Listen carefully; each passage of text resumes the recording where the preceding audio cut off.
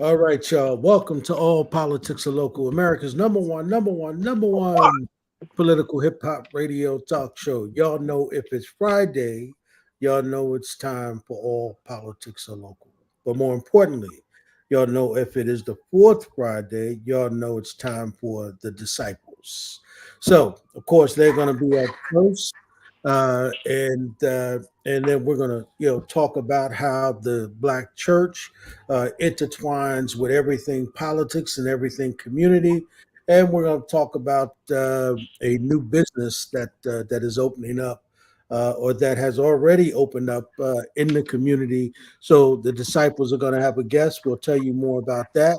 And then after that, Zaid, what do we have coming up? We're going to talk about some voter suppression in New Jersey, Okay. Jersey City, New Jersey.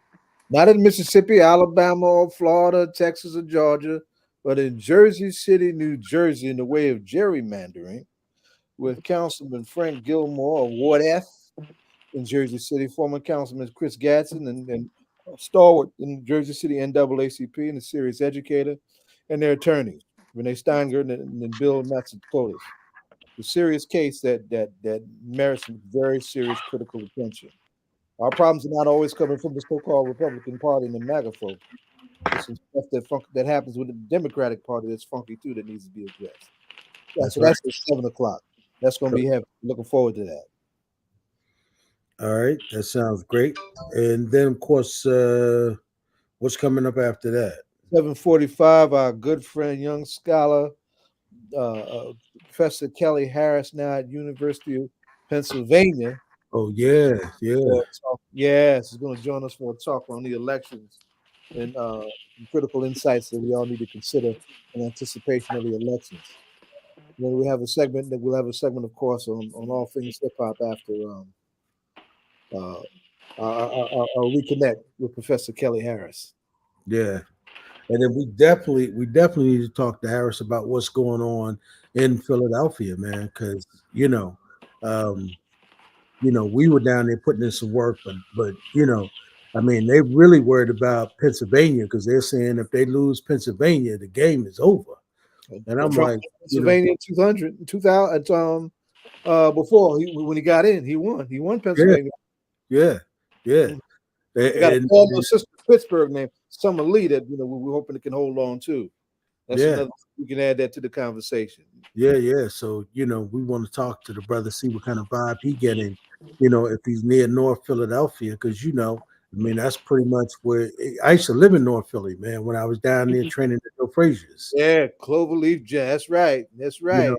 and so that's Chocolate City, man. You know, Absolutely. so I mean, I'm real curious to know, man, what's going on the ground and what vibe is he getting. So we'll get into that. But we do have one of the disciples who are here. So we're going to just go ahead and let Belina start the show, and we'll be there to support it. Until her other co-hosts get here. But Belina, you all are supposed to have a guest tonight as well. I think you saw that text that I sent out earlier, Yes, I did. where we wanted to have the sister come on. So as a matter of fact, Roundtree is on, so she can introduce the sister. But I'm gonna let y'all go ahead and start the show. Let you and Belina go ahead and start it. And Roundtree, you can introduce the sister, and then we'll bring her on. All right, we'll talk about who she's gonna be. But Yes, of course, here's Roundtree, one yes. of the co-hosts, and there's Belina over to my right, your left, one of the other co-hosts of the Disciple. And we understand that, Yes. fortunately, because of scheduling problems, our brother, Minister Abdul Haq, is not going to be able to be with us tonight. But of course, his two queens and two co-hosts are going to hold it up for him. We don't use the word hold it down because we know hold it down is negative. So we say in the Yes. body of Right. Christ, we say hold it up. Hold it up. Yeah. I used to hang out with stick up artists. Hold it up means something else. Lord Jesus. From the lady of this generation. We're going to turn it over to you for 1 second. I got to pull up something real quick, and then Okay. I'll be right back. But good evening, good evening, good evening, good evening, Brother Ed, and my dear beloved Brother Baba. How are you? And to the one and only, the true queen, First Lady of this generation, Lady Balena Ali. It is an honor. Of course, we miss our minister, Brother Abdul Haqq Muhammad. It's that fire, that fire. That means we got to keep it going. Just like we don't have to worry about, you say September, in the church. The truth is, we gonna send us September because we're You gonna make breaking sure up. that we represent the brother real You good. breaking up? Because when he come on, he lights the fire and keeps it burning. Oh, and can you hear me?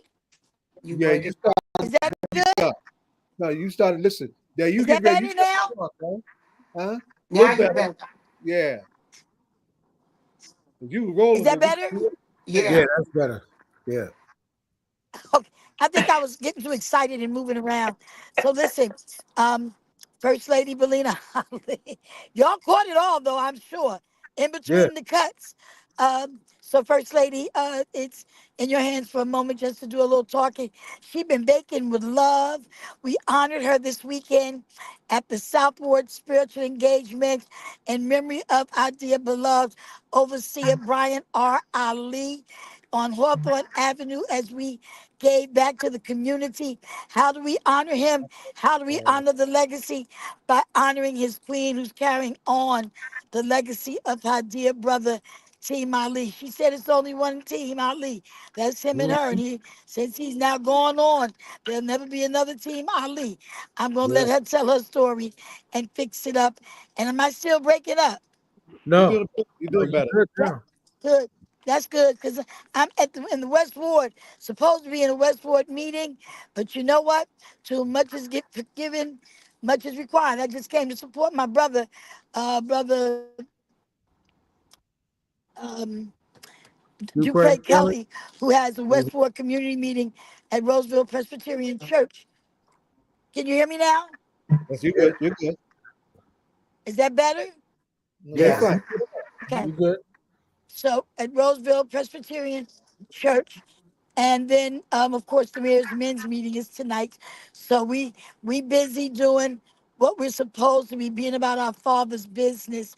When you got a city with over 300 plus residents in it, you can't just have one event and think you're gonna cover everybody. You try to plug in whatever you can. In the house, you can't plug in one light and light up the whole house. You only gonna light that room. And when you go to the how can I put it, to the gas station to get gas, you can't ride for the rest of your life on that full tank. You got to go back to another station or whatever station you go to get filled up again. So that's what we're all about. And that's why we're such a good team, Brother Ed, here in the city of Newark, Brother Baba. We all have our assignments. Now, the Queen, you got to speak right now, Queen, co host of this show. Talk about what you're going to talk about before we bring on the other Queen that's going to be our guest tonight. Good evening, everybody. Good evening, Ed. Good evening, Yeah. Bob. Good Good evening. evening to the other guests that's on. Good evening to everybody that's watching. 2024 has been really something. God has been good to me, but 2024 has not been good to me. Mm. But I'm still going to push forward. I'm still going to move on because of the man I was married to. Got to do that. So, this month was October Breast Cancer Awareness Month for me and my ministry and the church. I kind of sort of got started late because I was going through so much, but I knew I had to get started. So tomorrow we're walking in Bradfield Park at the Steve Bottle Center. We're gonna meet up at 10 o'clock and walk at 10:30. And then, like I said, on Sunday, I'm honoring 5 women at the church for breast cancer awareness, 5 survivors. And I Mm. told them all, I'm the baby at the front. They all had breast cancer before me. I mean, some of them is years in the making, so I'm able to stand because they survived. So I want to honor them from the ministry and like, actually give them their flowers. My husband's death taught me to honor and give people accolades while they're alive. Don't wait for them to pass away to say what I need to say to them.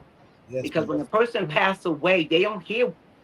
I mean, it was nice that the Southwark clergy honored my husband, and I thanked them and everything, but when somebody's gone, they can't hear what you want to say to them. So I'm Right. really trying to be cognizant. That's right. And I was going to do something next year for the following at my church, but then I came back the following Sunday and said, listen, I need to honor y'all this year. So Sunday is going to be a major pink out at our church. I mean, everybody wearing pink. They turn their chairs pink. It's going the dancers going to have on pink. Everybody's going to have we're going to have a major pink out on Sunday to honor these women to show them that they're not alone in this thing called breast cancer. And then I had two survivors at my job. I honored them this morning. Mm-hmm. And there was a lady that never speaks to me. She always just walked past me like I got the flu or something. But the day she stopped me and said, I know you. You give me Lori them beautiful flowers. She said, wow. She said, you give them to her for breast time to honor people while they live. So I had to honor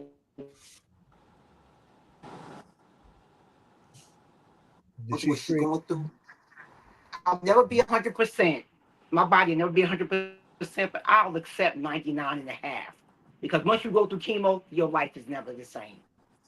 So, like I said, this year has been a very rough year for me.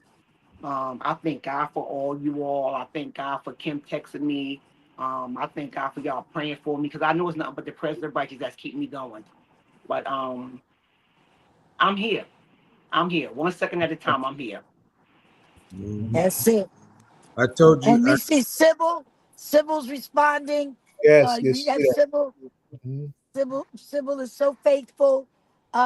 We thank God, Brother Ed and Brother Baba, for the new psalmist family, Mhm. because the truth of the matter is, even though we're support systems on the outskirts, there are individuals that are support systems right with her every Yep. single week. Yep. She's talking about the job. She's talking about um, folks that she's doing things for. And that will help you get through any storm. Trying to take care of each other. What you think, Brother Ed? Yeah. Ron Chi, that's what I told, and this, Sister Belina. I told you, I said Ali didn't leave you by yourself. He left Yes, you she with Not did. at all. And I always hear that in my head when I yeah, start feeling like I'm here by myself. I do. yeah, I will never yeah, forget you said that. yeah, yeah. I mean, we just was giving you some space. Ain't nobody wanted to crowd you. You know what I mean? But you got a whole community riding with you. Yeah, That's right. Ali did the work. You know what I yeah, mean? And so, there's a That's whole right. community. You ain't rolling by yourself. And you saw that when you came downtown. yeah, The circle, when you came downtown, you roll in that same circle, right? Ali didn't leave you by yourself. You know what I mean? So, we got you. You know what I mean? We still got a birthday party we got to get to. We didn't get to that because all this happened around your birthday. You know yeah. what Sure, I mean? The day sure after my did. birthday. Yeah. So Sure. so That's so right. so we still got some But business to wait a take minute. care of. Yeah. It's getting ready to listen. His birthday is on the way too. His birthday, church anniversary. Every year I found my way to try to find a way. Oh, thank you, God, Belina, for the 65th. I think it was the 65th. Yeah, it Is was the that it? 65th. Huh? Yeah, Yeah, he's got a couple of years on Yes, Lord. We had on our black and gold. Um, thank God.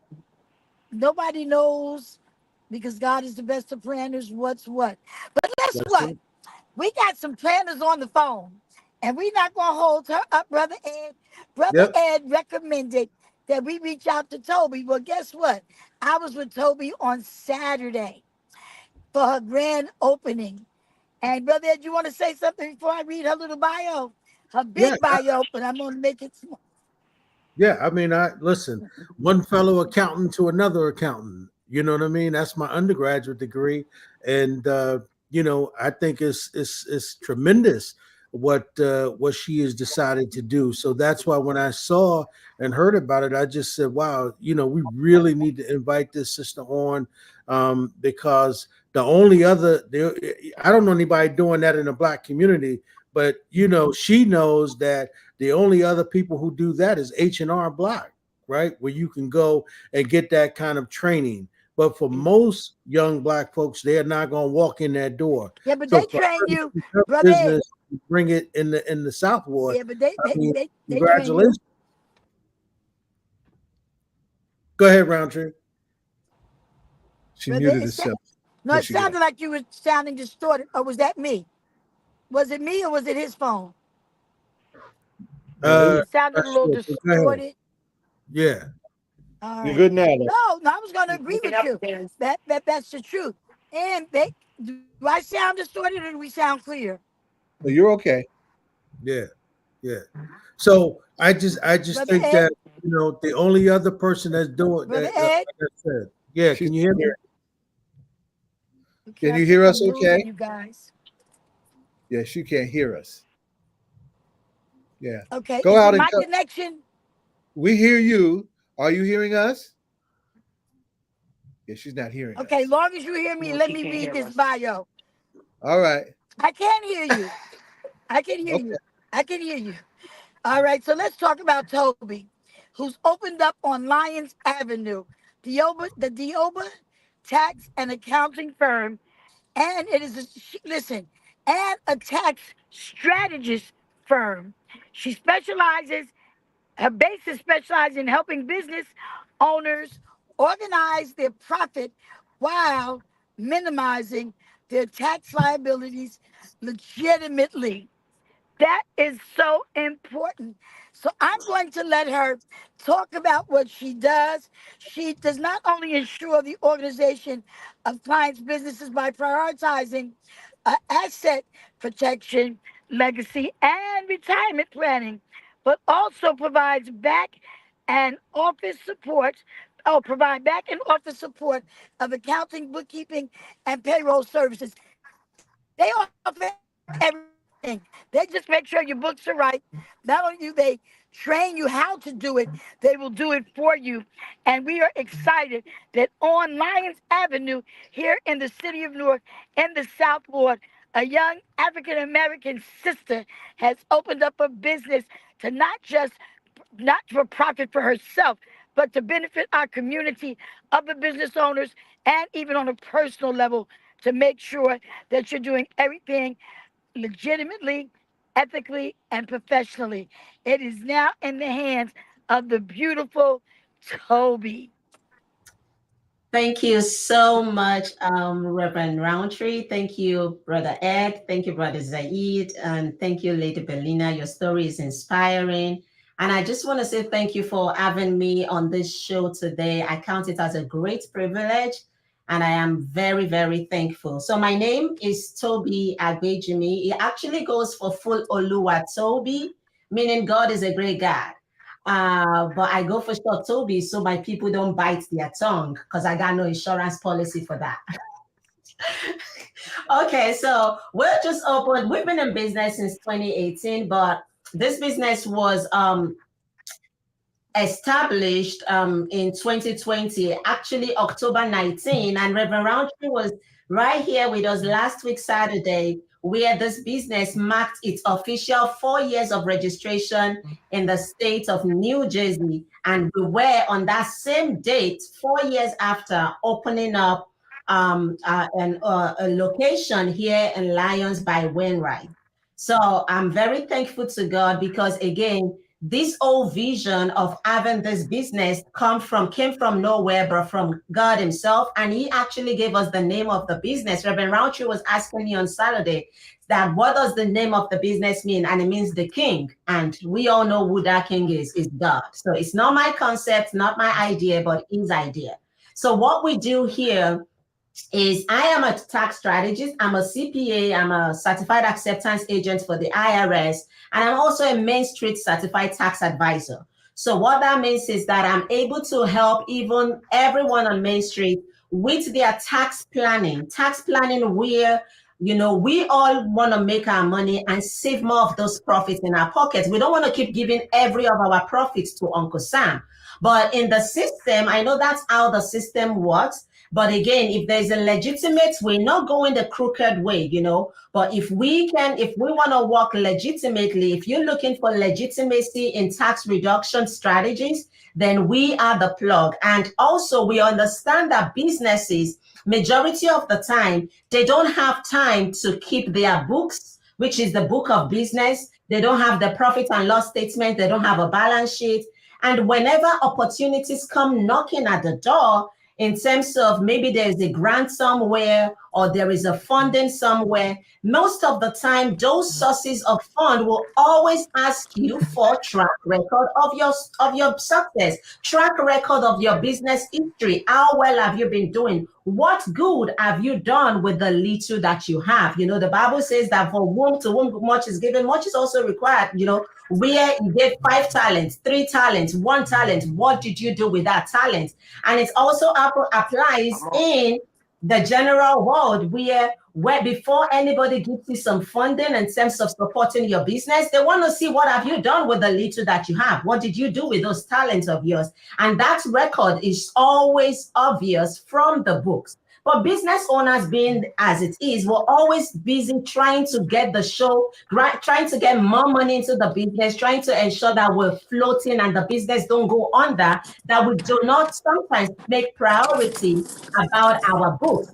And without a good book, there is no way in the world that you will not be leaving money on the table, meaning forgetting to deduct some of your expenses. So that's where we come in. We want our clients to go do what they know to do best, which is grow their business, bring more funds into their business, while we help them with that back office support, from bookkeeping to payroll services, to tax advisory services, and to tax filing, which is the compliance piece. We're not like every other firm out there who does do taxes and things.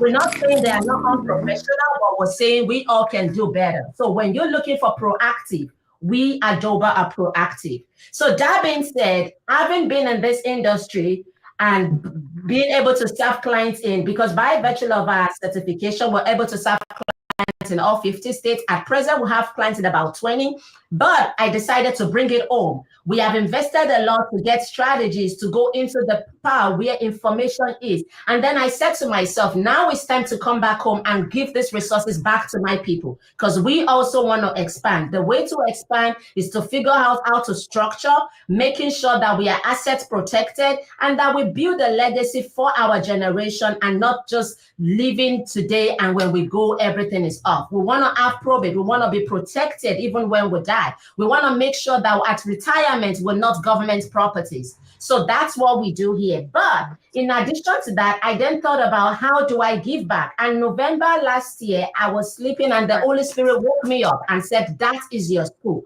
Because I've always wanted a school where I'm able to impart knowledge. I had a tough road getting to where I am today. I spent a lot getting to where I am today. But my mission is to ensure that nobody ever has to fall into the mistakes that I made to get to where I am today. And by virtue of that, and by grace and privilege of God, we started Doba Tax and Bookkeeping Academy. And the idea behind that is to help people, whether you have a background in financial management, financial accounting, you don't need no background. As long as you have a heart to help, you have a heart to serve, then this space can be your space. It can be a side gig. I started as a side gig before I went full time. It can be as a side gig. There's inflation. There is high credit card debt. How do you become debt-free if your current income cannot get you additional money to pay down those debts? It might be using a side gig. And because of that, we started Doba Tax Academy. And you literally have textbooks. I came to this session with my textbooks. You have 4 big textbooks to get into class. 1, 2, 3, and 4. This is the 4 textbooks you have to get into the tax class. It's all fully online. And the final module actually helps you start your business, building a successful business. So you have everything you need. And if your goal is to go get more, to get better at or negotiate better with your boss to say, I can now handle bookkeeping, we would also help you with your resume and talk you through it. In addition, because no way to do taxes, especially when it comes to business taxes, that you will not have to do bookkeeping. We also have 4 textbooks for the bookkeeping class. Again, all of this is virtually online, but I throw in an in-person session right here on Lyons Avenue in the classroom to ensure that you never feel left alone, to ensure that you don't start a project and stop in between, and just to hold everyone accountable and be as a mentor and a coach to help my people also get to where I am and better. Now, by God's grace, the city of Newark believed in our vision. We met with the workforce development, and we are currently undergoing licensing to be an eligible training provider list. The city put out the link for people to submit their interest, and we are super duper impressed with the numbers that we have out there. The interest is almost at 100. So if you're interested and you want the city to fund you, I will share the link to the interest form. Go on there, submit your interest so that the city knows that you're ready. You will be willing to take this class. Currently, it's starting with the city of Newark, and we're hoping that we'll be able to take it further. But I am so thankful for this opportunity, and it has always been a vision of mine to impact many souls. I just want to make impact, and I'm grateful for God for this opportunity to give back in this way. Thank you so much for having me. I'm right here on Lyons Avenue. If you have any question, please feel free to walk by. Stop by and come to our beautiful arena. It's beautiful, it's classic, and we can't wait to serve you. And for my nonprofit owners, every nonprofit needs compliance. At certain, you need a compliance and review. So we are here to help you with those compliance steps. We do compilation and review services. So if you need compilation, we'll be here to help. We're here to serve. We're here to serve. So please leverage on our service. Thank you so much for the opportunity. Wow. That queen is rolling. Awesome. Yeah. That queen is rolling.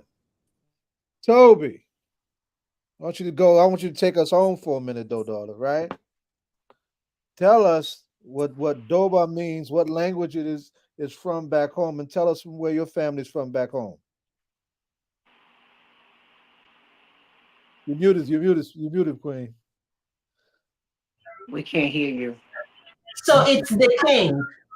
That's right. Now, but what language is that? That's Yoruba from Nigeria, the best country in Africa. Yes.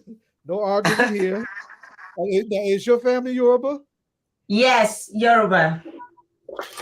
I want you to know that, you folks call me Baba Zai for a number of reasons, right? And it's because I'm not just one of these Muhammad Muslims with like Malcolm X, but I'm also a practicer in Ifa, which comes out of Yoruba, right? So I just wanted to make that connection because, we all come from we all come from the source. And I want folks to always see that whenever there's an opportunity to see that. So I wanted to lift that up. But what made now you got this Holy Ghost thing rolling? Yes. It's a great story. Tell us the story. How did that happen? Muted again. She's rolling. She's muted. We lost her. Yeah. She knocked herself out. But she was rolling. I love the story. I love how she's rolling. Yeah, but and I think that it's awesome because I told you, the only other people that I know, Balena, that is teaching this. There you go. Okay. Toby, we lost you for a second. Did you hear my question? Yes. Can you repeat the question, please? Oh, I just wanted you to just tell us a little more about your background and how your background, I'm sure, is a part of your anchor, your foundation to create the kind of person and the kind of march that you're on. I just wanted you to share that. We all have stories, Yes. Yes. I appreciate you. Thank you for asking that question. So, again, I'm from Nigeria, the best country in Africa, and right from as I can remember that my first business that I ever did, I think I was about 7 years old. And it was me going on holiday. I didn't have, so my mom passed at 2 when I was 2 years old. And she had cancer. She had breast cancer. So I didn't grow up to know who she was, but I had great stories about her. And even though I didn't meet her or know her, she is my hero. And the reason I say that is because she passed at about 37 years old. But this woman had so much asset. She did so much within little time. And I said to myself, even though I didn't get a privilege to know this woman, she's going to be that legacy. I'm going to step on that legacy. And everyone that I ever met that told me about my mother said she was a great soul, a great giver. We just wanted to give out to the community. And I think I had that in me. And say that again.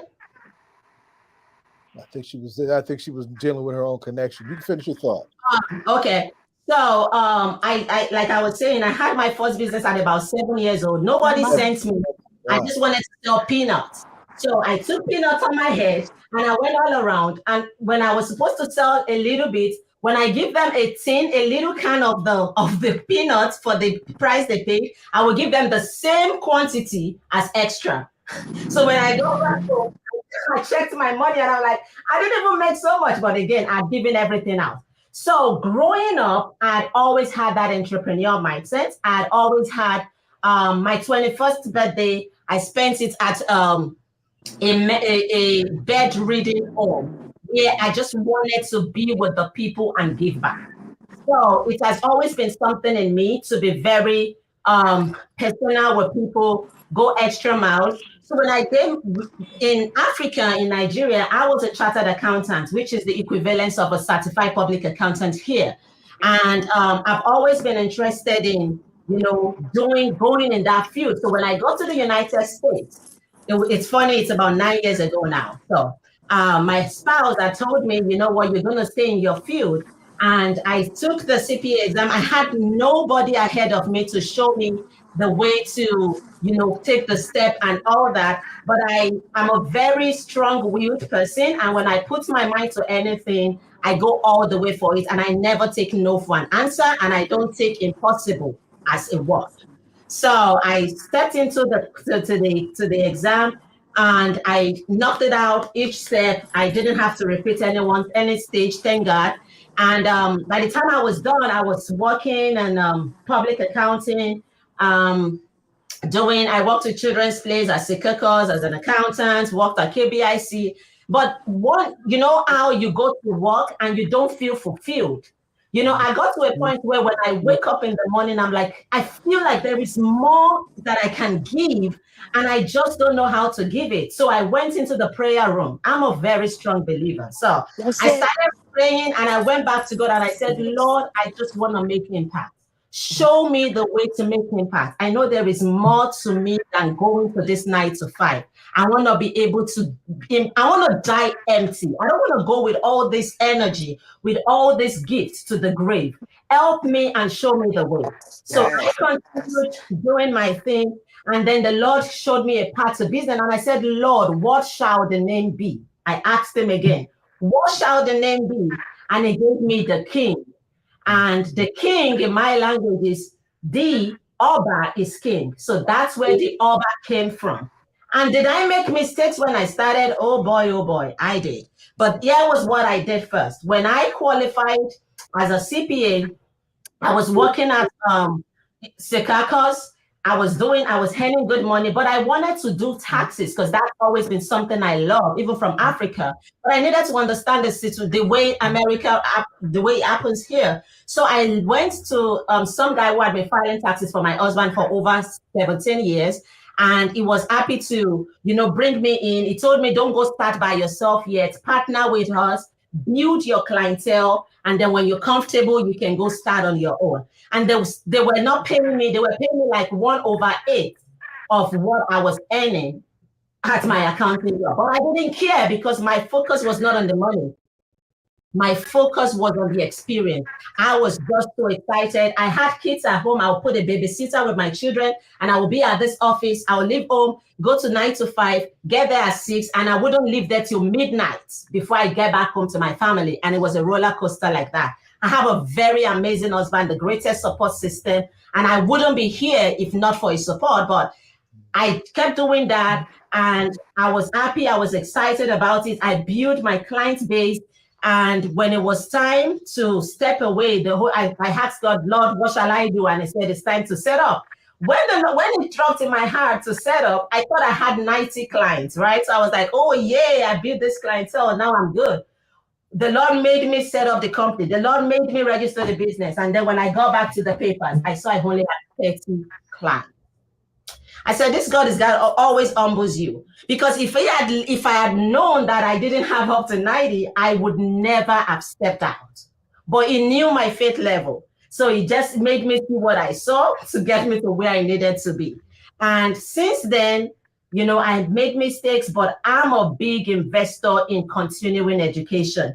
You ask me when I come back and I tell my husband, I found this very amazing course that will bring value. All he will say is, how much is it? When I'm still like, oh, it's too much, it's too expensive. It's like, how much is it? He said, is it going to help you? I would say yes. He said, go for it. So I've always just gone for it. So now I have acquired so much information, so much knowledge. I'm in great community. And I'm like, how can I give this back to my people? So that's where all of this came from. And I hope I gave the right story. You gave a great story. One Great thing, story. not a minor detail. Tell us your mother's name. That deserves a standing, sitting, clapping, screaming, Yes. yelling, hollering ovation. God bless you, my But in sister. the You make us tradition of our proud. ancestors, tell You us your make us mother's proud. name. Say your mother's name. My mother's name, her name was Adeyinka, which is crown surrounds me. Yes, yes, yes. Wow. Beautiful story. Beautiful story. Yes. Beautiful story. And by the way, you mentioned how we lost your mother.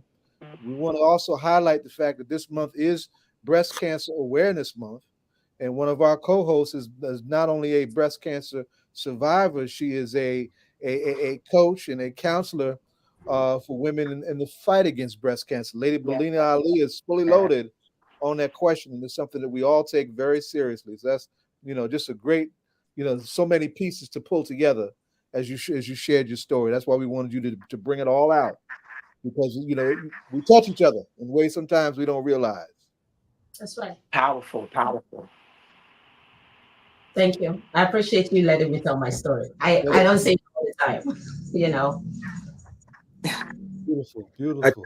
I think one of the things is that Story's going to help somebody. I love the language. I love the faith words that you are using. Right, Yes. it's absolutely amazing. Right, and the fact that you don't that you have this incredible light that shines when you're speaking. Right, Yes. is absolutely incredible, because what it says is it says that you operating from a spirit of excellence, right? Yes. And that spirit that you have is not only is it attractive, it's attracting, Yes. right? Yes. Because God is going to send you now everything that you've been patiently waiting for, right? So Everything is now going to come. And I'm actually hearing that in my spirit, right? yeah. Wow. That God is Yes. now Look, God. you done brought the holiness out in there tonight, Sister Toby. I just felt it, He's right? why we call her Oshun. Because she's talking faith, and and Yes. and the Michael Bible tells us Jackson that faith is said, the yes, substance of yes, things that are not seen. Hopeful and Right? evidence of things not Yes. seen. Yeah, However, Brother Ed, it also says faith without works is dead. And that's she's yeah, right. putting in the work, yeah, my yeah, yeah. brothers. That's right. She getting it Yes. done. She opened the Yes. door, right? She stepped Yes. out on faith. I mean, remember, when she said she thought she had 90 clients, and then she realized she didn't have 90, right? I mean, anybody else probably would have went back. She kept going, right? And that's nobody but God, right? Amen. That's what we recognize God is. God is He wants you to depend on Him and no Eh, one else, right? He wants you to Oh, see Him no. as the source. And what I'm hearing and what I'm seeing with this sister is that she's not only is she a faith talker, she's a faith walker. Yes. Yes. Yes. Yes. And Yes. so I received that, and I just applaud you, and I'm expecting great things from your business. I mean, absolutely amazing. But I want to ask you, one of the things in the Black community, as you know, that we don't often do. Most of us die without a will, right? without a I'm plan, trying right? to get one together real soon. Keep talking. And so, from that part of your business, do you do any of that? Because that's what I think that as Black folks, we need tax advising, but we also need somebody to tell us that we need to put together a plan so that when we go home to be with the Lord, like Ali, left Sister Belina a letter with directions and everything, right? She knew which way to go. She had her stuff organized. Most Black people, we start fighting right before the funeral. Do you have anything like that? Yes, I do. So one other accolade that I have here is, so my bachelor's degree was actually in insurance, and I have a first class degree in insurance. But outside of that, I'm also my company is a brokerage, but minus insurance, right? If you look at my bio that I provided, the bio says that we do not only ensure optimization of clients' businesses by prioritizing asset protection, we also focus on legacy and retirement planning. So at my firm, when any business owner or anyone walks through the door, what we do first is we lay everything on the table. What do you have? How are you operating? And then we build everything together. We give you something called an entity map. Some people call it trifecta. And what the trifecta does is will help you put every pieces together from everywhere, and then we put it together in a plan where you can see the picture diagram with a diagram visually, and this is how you need to flow. And one major thing we advise is we say get a revocable living trust. What's a revocable living trust? Everything you own has to flow through the RLT. And that revocable living trust kicks off as soon as the person dies. It doesn't do anything while you're alive, but one of the things it does, you have your health power of attorney. If someone had an accident and they wanted to pull the plug, you already put somewhere in your testament to say, do not pull the plug except this person says that. Because again, we walk by faith and not by sight. There are people who are the plug was about to be pulled and the Lord restored them. If they were not being patient enough, and if they have taken off that plug, then goodbye. It's never resuscitable again. But we put that in place. If you have dependents and you have young children, you put the guardianship information there. You put your beneficiary and you put your trustee in that revocable living trust. Then you can even have a way of saying, you know what, I'm going to call the shots on how my grandchildren do things, because that's what we don't prioritize in our community. The white folks, they do that. They set the boundaries, they set the limitations and the expansion. But we don't. We put all that behind us and we just narrowly focus on our daily bread.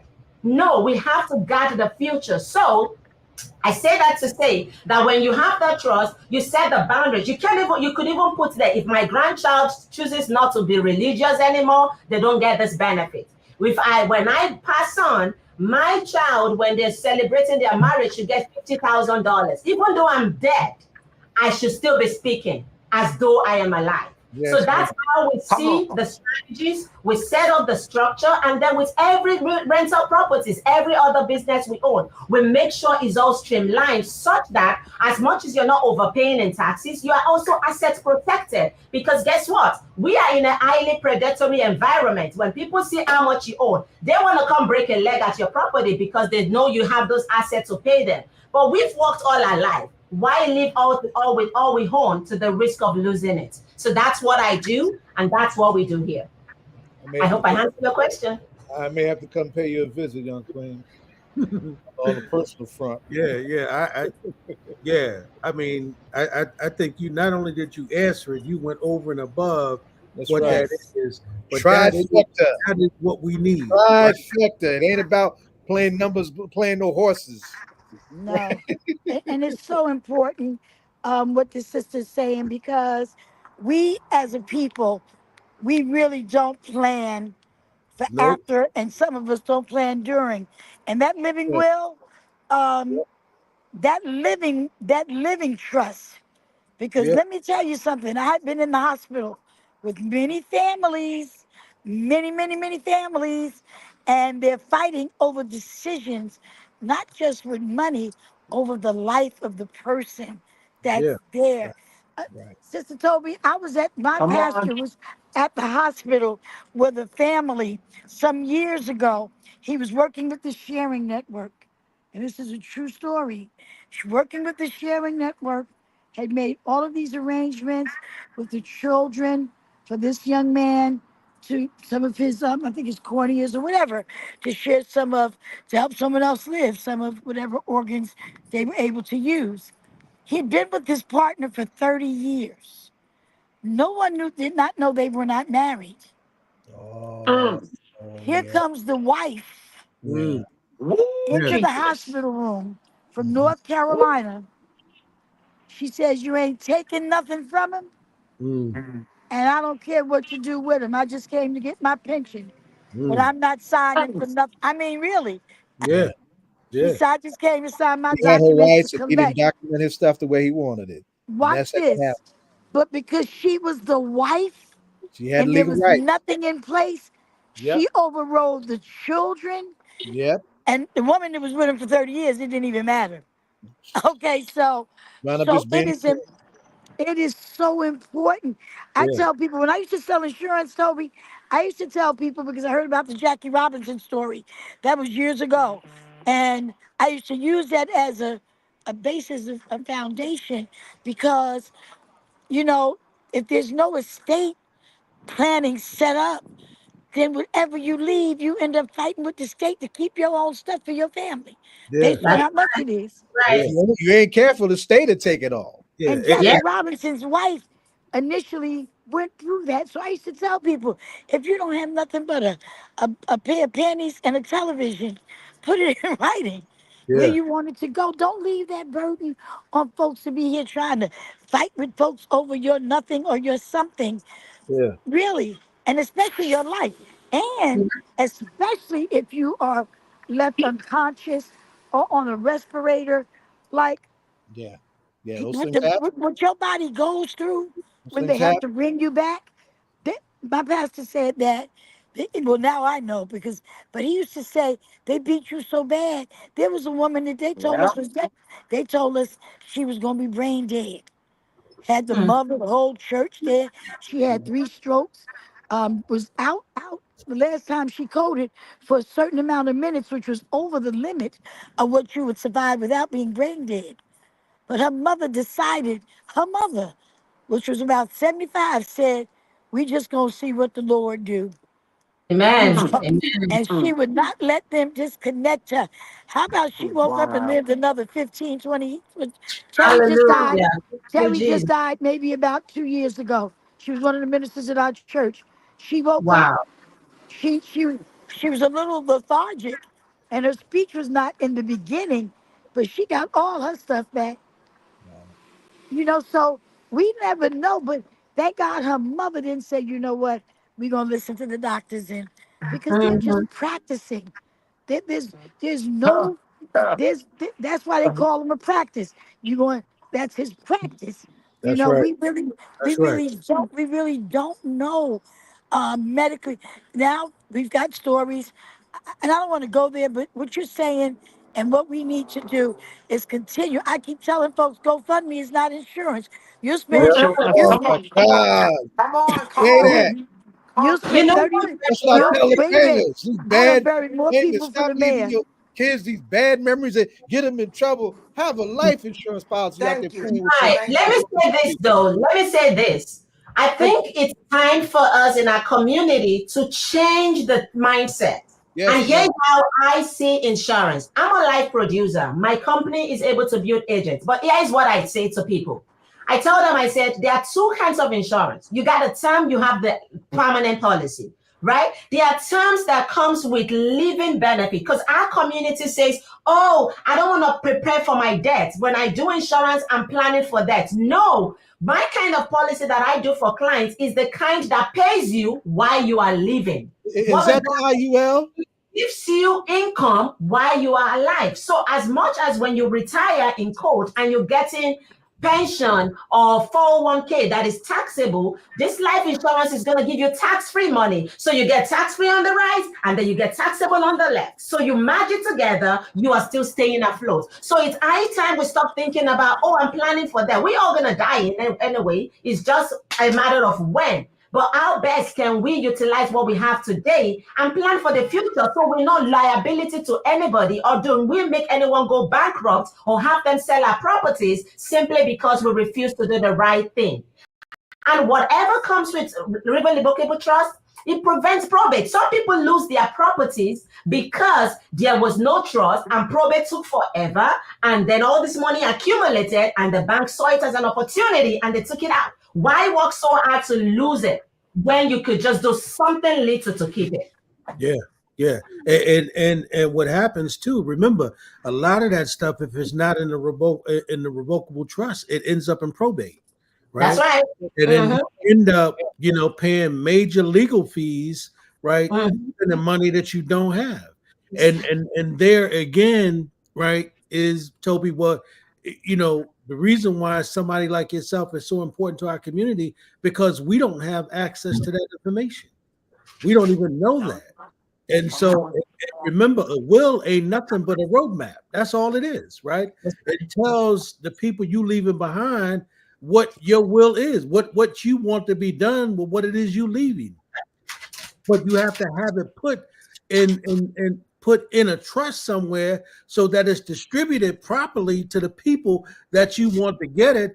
Because like Rountree said, what happens is, and in our community, a lot of these men never divorce their first wives or second wives or whatever, and then they just go and get with another woman and be with her for 20 and 30 years. Like Rountree just said, the woman show up and she like, I'm coming for my bitches. I'm coming for my money,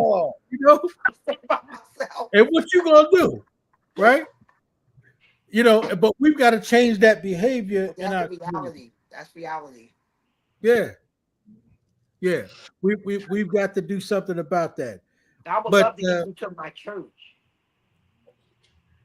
to talk to. People. But that's what she need to do. She need to be on tour, particularly in the city of Newark, at all these churches and holding these classes. And watch this. Hey, go ahead, Ryan. Watch this.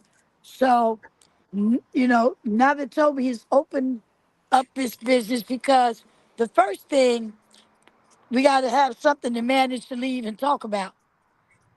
And if we're not managing it properly, if we're not doing our due diligence, no matter will, government will come and take it anyway.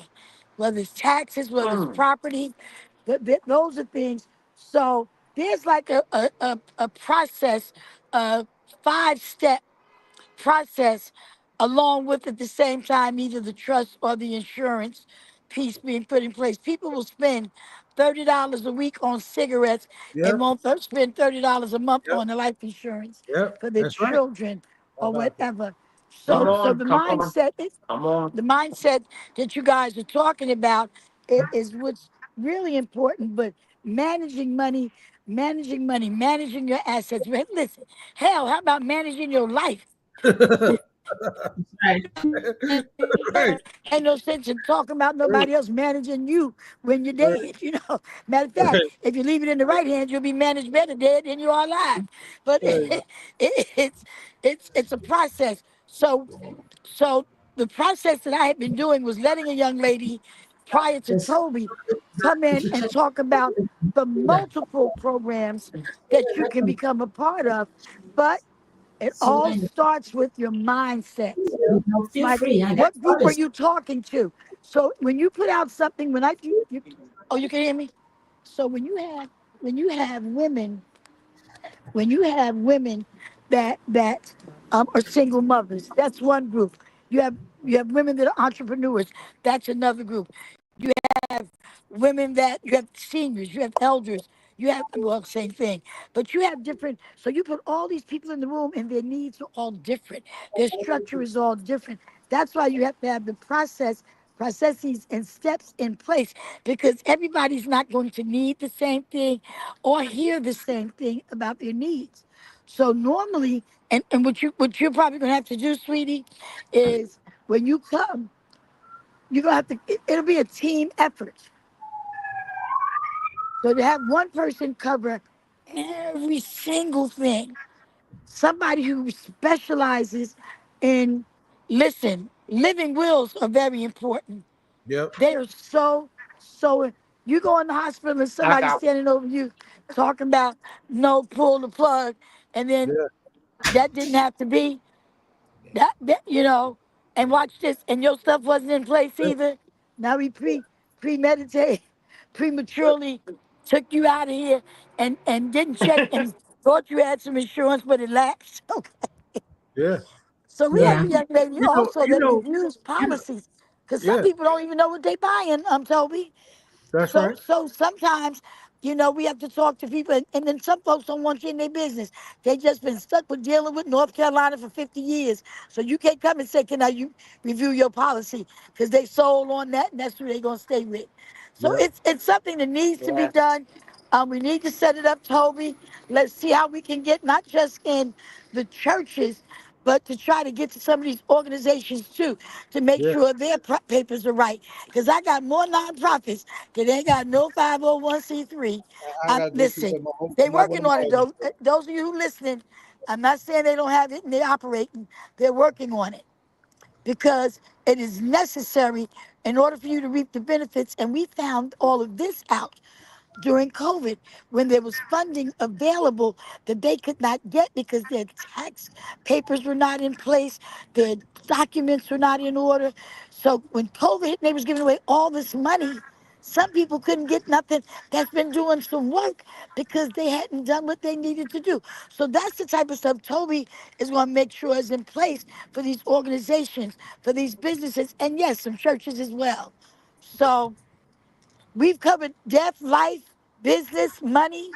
We've covered. You have covered. I don't think one show is enough for you, Toby. Um, She's built yeah, for a series.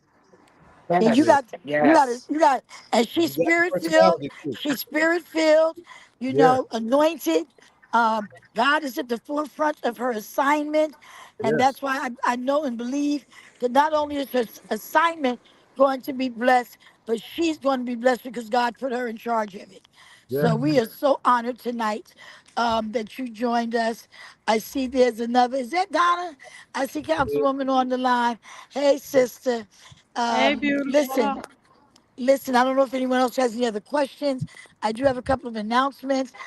Anyone else have questions for our beautiful guests? No, I I put the I link. just want to thank her for coming.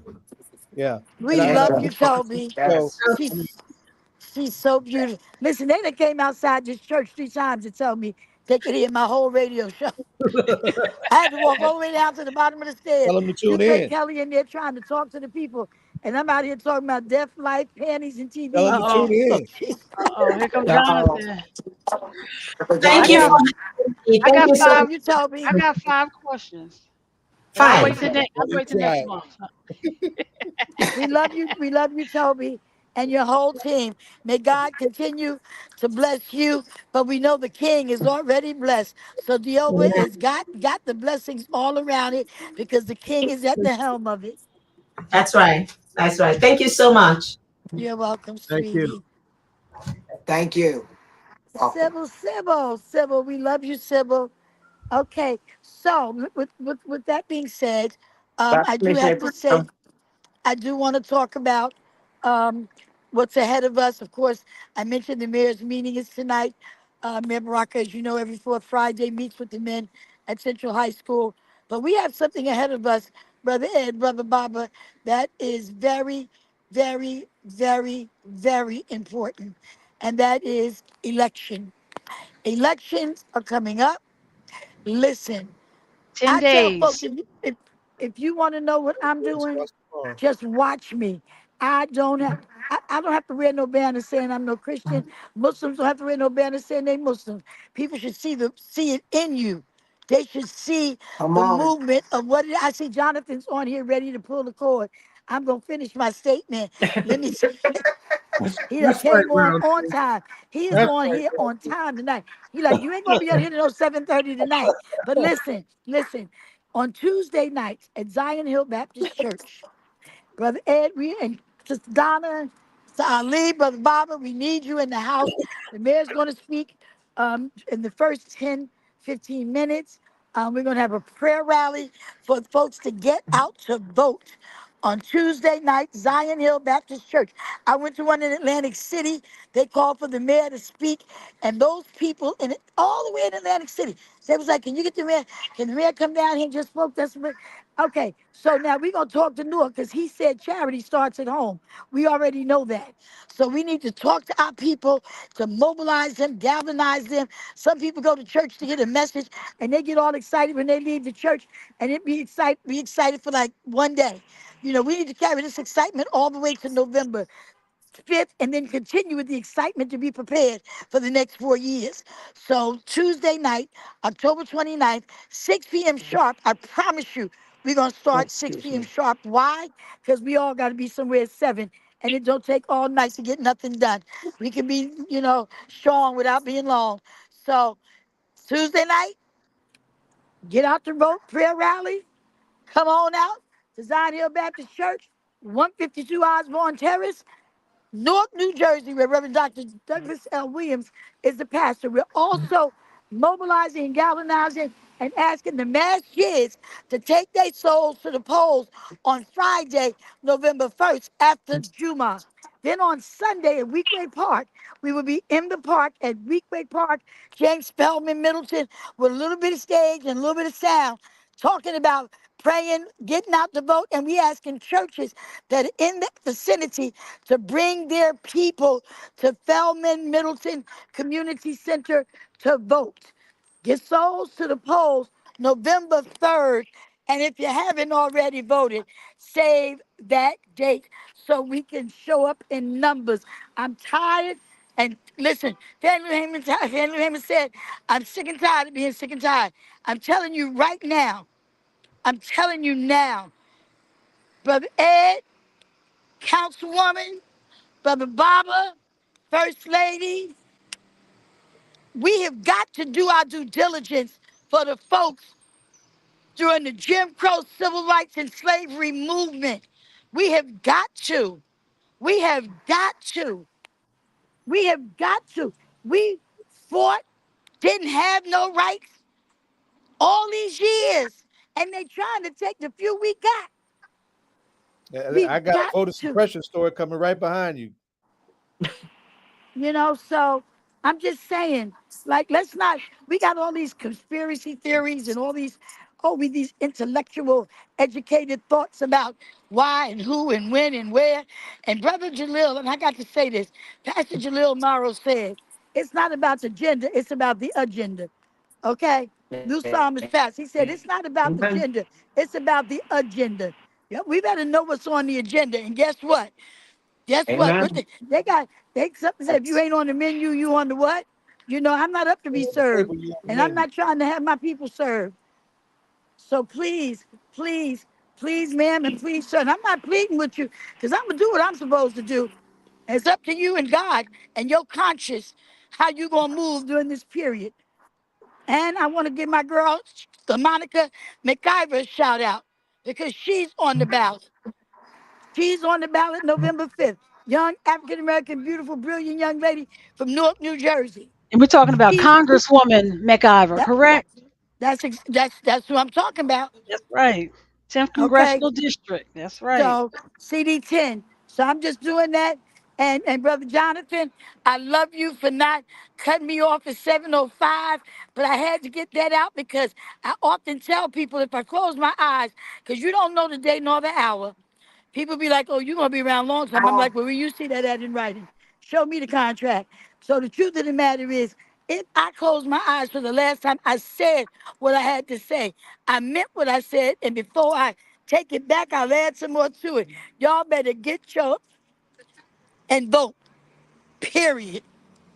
Go ahead, And bro. don't take the money. And if you're gonna take the money, you better still make the right choice when you vote. That's right. Yes. I'm just Yeah, they Thank don't you. see what you do in the booth. That's Amen. right. I that's seem to right. remember a mayoral campaign You might where need one that side was million. paying and they You were might need taking the that money and million, but voting go the in other that way. booth and do the right thing so your conscience will be right. That's right. God said, I'll provide all your needs according to his riches and glory. So you can go ahead and that's it, and that's enough. I love you all. November 5th is the election. October 29th, come out and numbers in Zion Hill Baptist Church. Put that 1 hour in, lay down your feelings, your emotions, your prayers, your thoughts, all that you want to give to God for how you want to see this country move, how you want to see your children taken care of, how you want to make sure, because this thing ain't going to affect just us. Because That's whatever right. And happened our in children's Washington children. going to affect the state. It's going to affect Yes. this. It's going to affect the country. Mess Yes. around here, and you talking about wills and all this kind of carrying on, baby. Won't be mad if you know will. You be talking about four acres and a mule again. So just Yeah. yeah, Question, yeah. Reverend Roundtree, are you going to? I know that there are people thinking about going to Philadelphia or making phone calls. Right. I Do you think a think- team is going tomorrow, and we do have an operation. I don't. I don't have the. Now that's crazy. I don't have the information for Philadelphia. I think I can reach out to the person. Maybe I can get them to jump on. I don't know. And if you don't get them, if you could send it to me in the I'll send it text, to and I'll you. repost it. I'll Okay. send And you because can there's today. also get them to jump on in the 8 o'clock hour because we're going to be talking about the election. So if Let you me have do that. somebody who's organizing in Philadelphia or I'm gonna do that organizing right now. get out the vote or whatever, you can have them jump on and we'll talk. They'll I add to got it. that conversation. Got it. All right, I'll thank you. send you guys a text. I love you guys. Love you God back. bless you. Thank you for joining the We Thank disciples love you. you Love on you more. all all. Thank politics and you. local. Number one, number one, number one, number one, hip hop And radio thank you, Lady station. Balena. And I think I love who you, Lady Toby said, Belina. thank you. Love you all. Thank you. Brother A. All right, let me get on here and get these people that's organizing the bus so I can have them come in. God bless you all. Once again, thank you for joining the disciples on the fourth Friday. Peace out, family.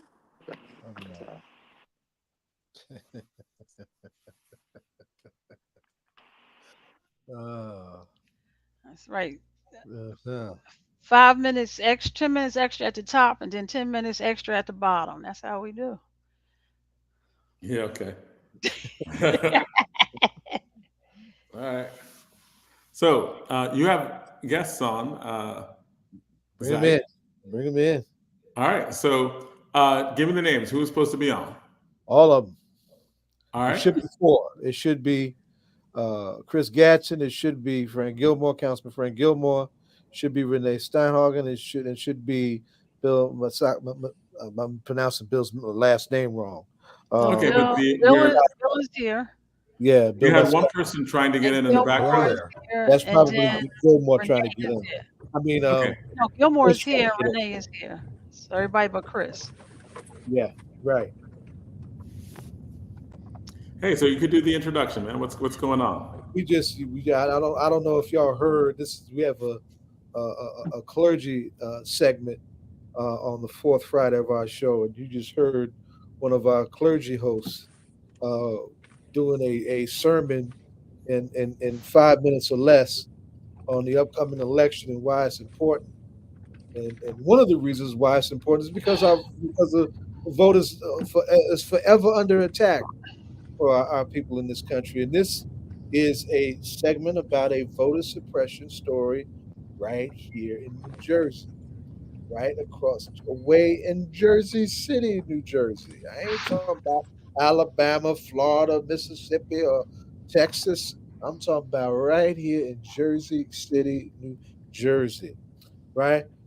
Frank Gilmore, Educational Gilmore, Councilman Ward F, Yes, right? yes. Good Start evening, everyone. with a great story. I'm going to set you up this way.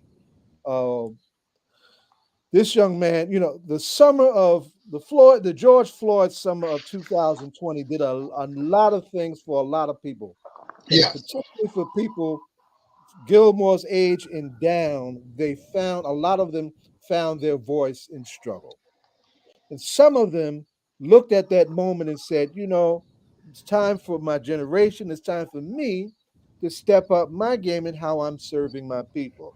And you saw a wave of young people entering the political arena, standing on the faith of our ancestors, trying to honor that moment to better equip themselves to serve our community. You would think that the democratic machinery of our country would appreciate that and welcome them with open arms. You'd be wrong. You'd be very wrong, right? In fact, you'd be wrong to think that this is just a Republican thing because it ain't, right? We have machines within the contemporary apparatus of this democratic order, and sometimes machines do some harsh things to people who they feel threatened by, right? And like messing with voting rights, voting districts, we call that gerrymandering, right? Like financing candidates who are not, to just to prevent others from winning. We got a list that we can get into, but this particular story is a classic gerrymandering story. And gerrymandering is the manipulation of a district to make it hard for a particular group of people to be represented in local office, right? And if I'm not giving a good definition, we got some experts that can give a better definition, right? But just as this young man won, right, his district gets, I'm gonna use the word touched up by the local county machine in a way that would weaken his base if he ran again, right? So we want to make sure we lift that story up because it's an important story, and it's a story right here in our midst. It's a story that that merits our active support, right? And Chris, I see you on. Welcome to the show, son. See you in the mix, right? But before I get to that story, I want Councilman Gilmore, because he's a great story on his own, right? uh, Gilmore, you know that I work with community-based violence intervention stuff over here, right? Yes, sir. That is work dominated by those of us who are what? Credible messengers. Yes, sir. Been there and done some things, right? I want you to tell your story, how you went from that to this, and then as you get to this, doing the right thing, you're faced with the deception of a corrupt political machine that's trying to undermine all of our rights in your community. Tell your origin story, son. Yes, yes. I'll tell the expedited version. Thank you, brother Muhammad. And thank all of you guys for having us here, sharing your platform with us. I want to thank my attorneys for tuning in as well. So like brother Muhammad alluded to earlier, I come from the background in the realm of community advocacy, credible messengers. I got my start in this light, if you will, just advocating for voiceless individuals. And along those journeys, we had the hard conversation. We felt like we needed a legislative voice. We felt like we needed an elected official voice. And it's really hard for said demographic to represent a demographic that they almost know nothing about. They don't come from it. It's not within their family. They try to sympathize with the demographic, but they just don't understand it, the nuances and the challenges that said demographic face. So for some reason I had the bright, I don't know if courageous, some people say dumb idea of, throwing my hat in the political realm, right? What would a Frank Educational Gilmore candidacy look like? And for me, it was a win-win situation because at the very least, I wanted to push the powers that be to stop ignoring a certain segment of its constituency. But as I, engaged and indulged in more, and I'm like I'm a how can I say, I'm a junkie for making things work, if you will, right? So in my mind, it was how do I make it work? People will give me 100 different reasons on why I can't win a race. I wanted to focus on the reasons why I could win a race and what would that victorious moment look like, right? Can we get to a position where we can advocate for the voiceless people? So that's what we did. We had a completely grassroots organic campaign where we spoke to people who weren't being heard, and people say, oh, this is a breath of fresh air. This is exactly what we needed. and it was like a marriage in chaos, right? We were in tough times with, coming out of COVID or still dealing with COVID, dealing with a financial crisis, dealing with violence, just a whole bunch of things that we were dealing with. And I wanted to try to speak truth to power, to try to bring solutions to those things. So I was fortunate enough to win first ballot, and I was fortunate enough to get elected. However, when you talk about systems, right? People always say, this system isn't working. No, the system is working. It's doing what it's intended to do. It's intended to muffle a certain segment of the population. It's intended to disfranchise certain individuals. So the system is working. It's working very fine. So that system is just not going to say, hey, let's, let Councilman Gilmore win and represent the people and, in a fair, conducive manner. This very system, and this stuff is big money when you're dealing with development and these behind the scene deals and things of that nature. So the powers that be, they had to figure out a way where they can diminish my effectiveness, and more importantly, how can we ensure that he's never elected again? Not him per se, but a educational Gilmore, a individual that come from this environment, that come from this demographic, that understand this demographic. How can we make sure that this type of individual never wins an election again? Because he's disruptive. He's messing with people money. He's messing with development, right? He's asking too many questions in council. He actually believes in transparency. Yes. Or you're not a yes person. You work for the people. Yes. That's right. We can't control them. We can't control them. So the powers that be, they use these systems, if you will, and they use people. And if you know anything about politics in Hudson County, man, they have these classes on what not to do on politics based in Hudson County. So that's what the powers that be did, and they're trying to figure out a way, like I said, to make sure a community advocate is never elected again, right? So how do we split districts in which these people are strong in? How do we water it down? How do we take away their influence? How do we make it seem like they're incoherent or incompetent or don't understand this realm of legislation and things like that? So that's essentially how we got here.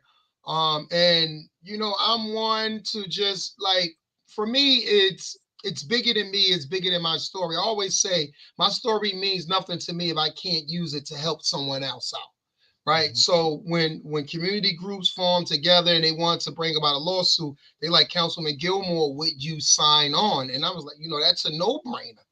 Like, I would sign on because, I want to constantly be on the side of which right, so that's how we get here.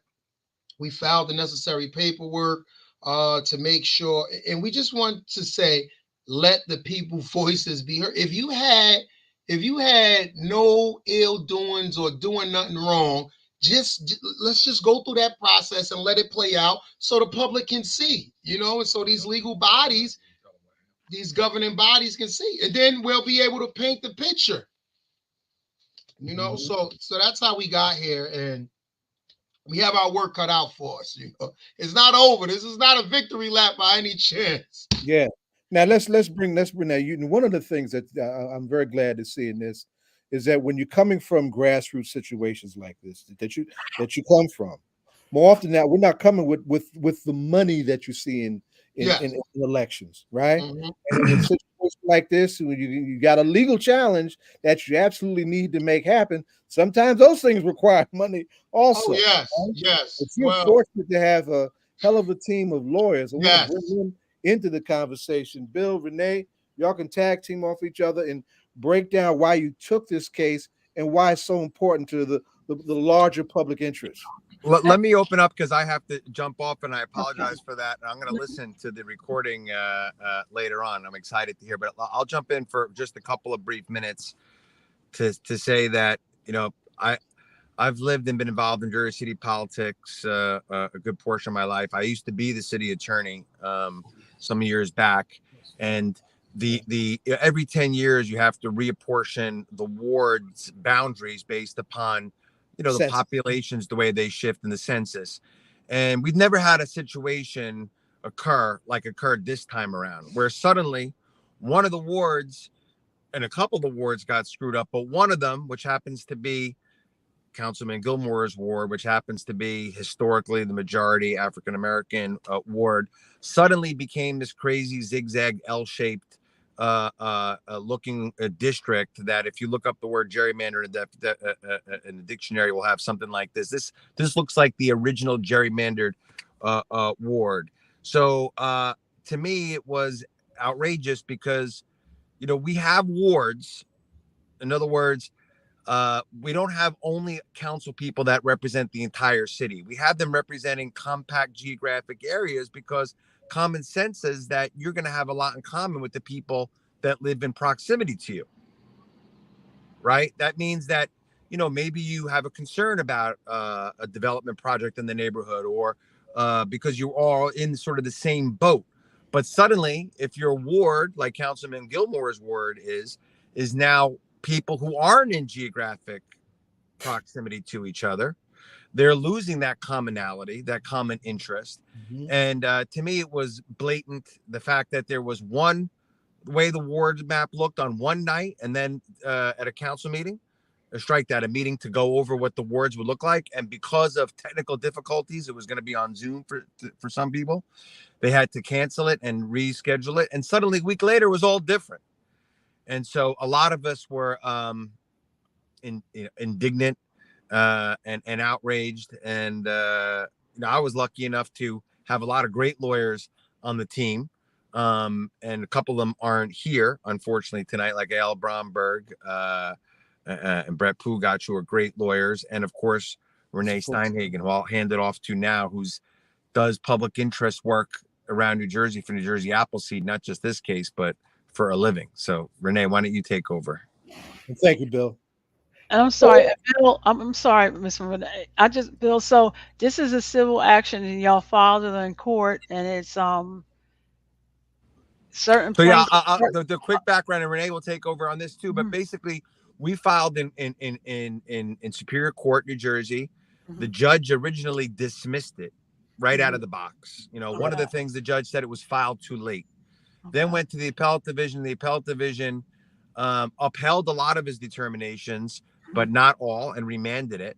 And then we, including that it wasn't, you know, it's filed in a timely fashion, which was kind of ridiculous, we thought.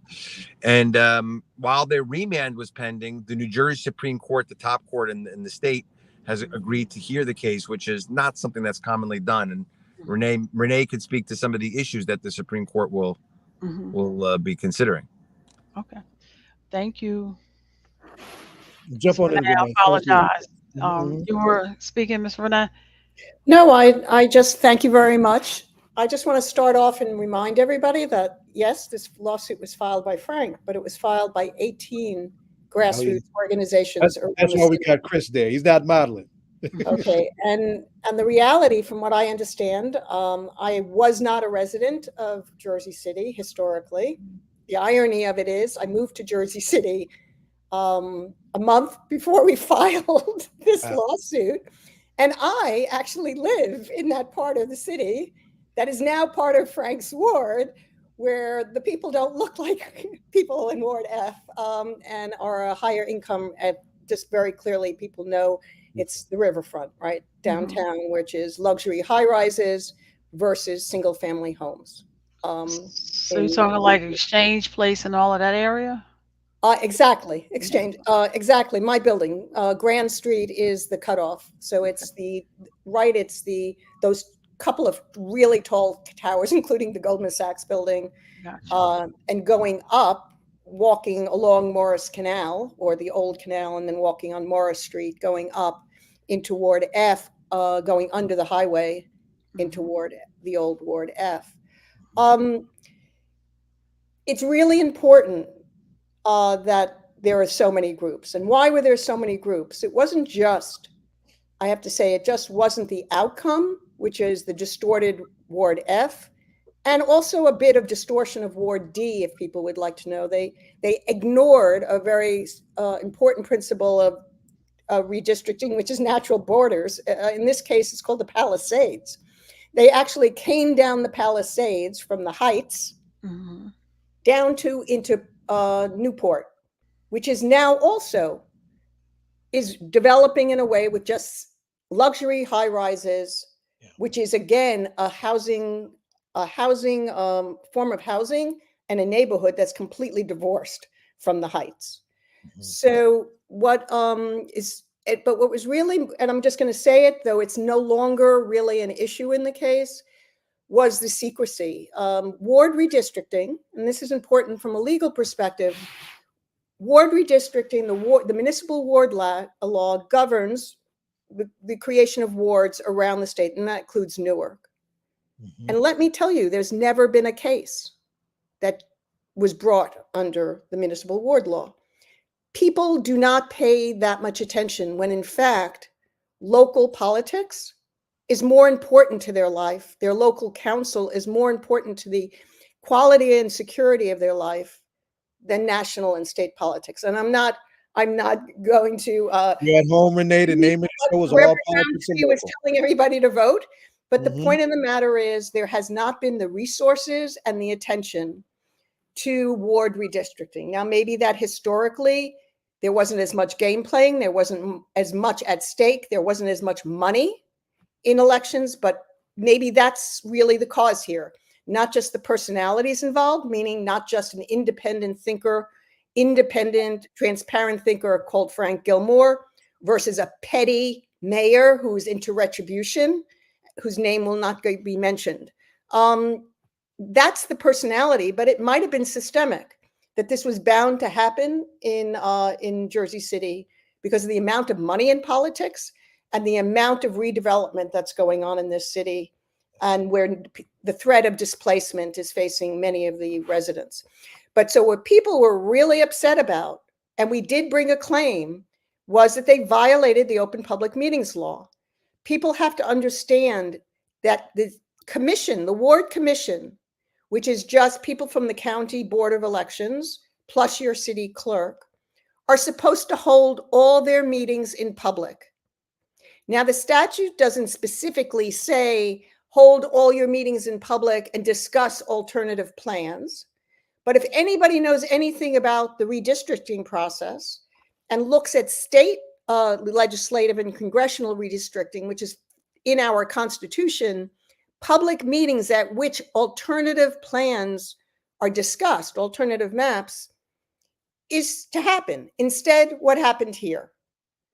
Bill's concerned about the change from a leaked map to the map that was presented. I'm upset that they didn't hold one public meeting at which they discussed alternative plans.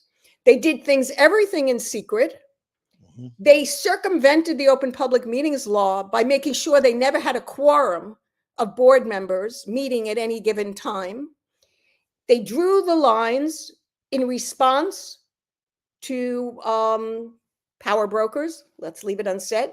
They used election districts instead of census blocks, which we presume they did so they know how people voted. And they specifically came to a meeting and just said, we're adopting this meeting, we're adopting this is the map. There's only one map here. We wanted to maintain the demographics of the city, which is not clear that that's a valid sort of goal. Because if the demographics of the city are changing, you shouldn't be maintaining the demographics of the city, period. But we'll leave that as such. And they did say they were concerned with the population deviation. There was a major influx of people into what is called Ward E, the downtown area, versus Ward D, which is the Heights. Now, they did not mention the concept of compactness. Now, compactness is a physical. We'll come to that. Thank you. It's a physical, I'm just not going to belabor it. I don't know, but so people understand, it's a basic principle of redistricting. Why is it? It basically is, the notion is that the ward or the district that's being, that effective, where the district that's going to represent elect someone to represent them, the norm is that it's sort of a normal circle. It's densely packed.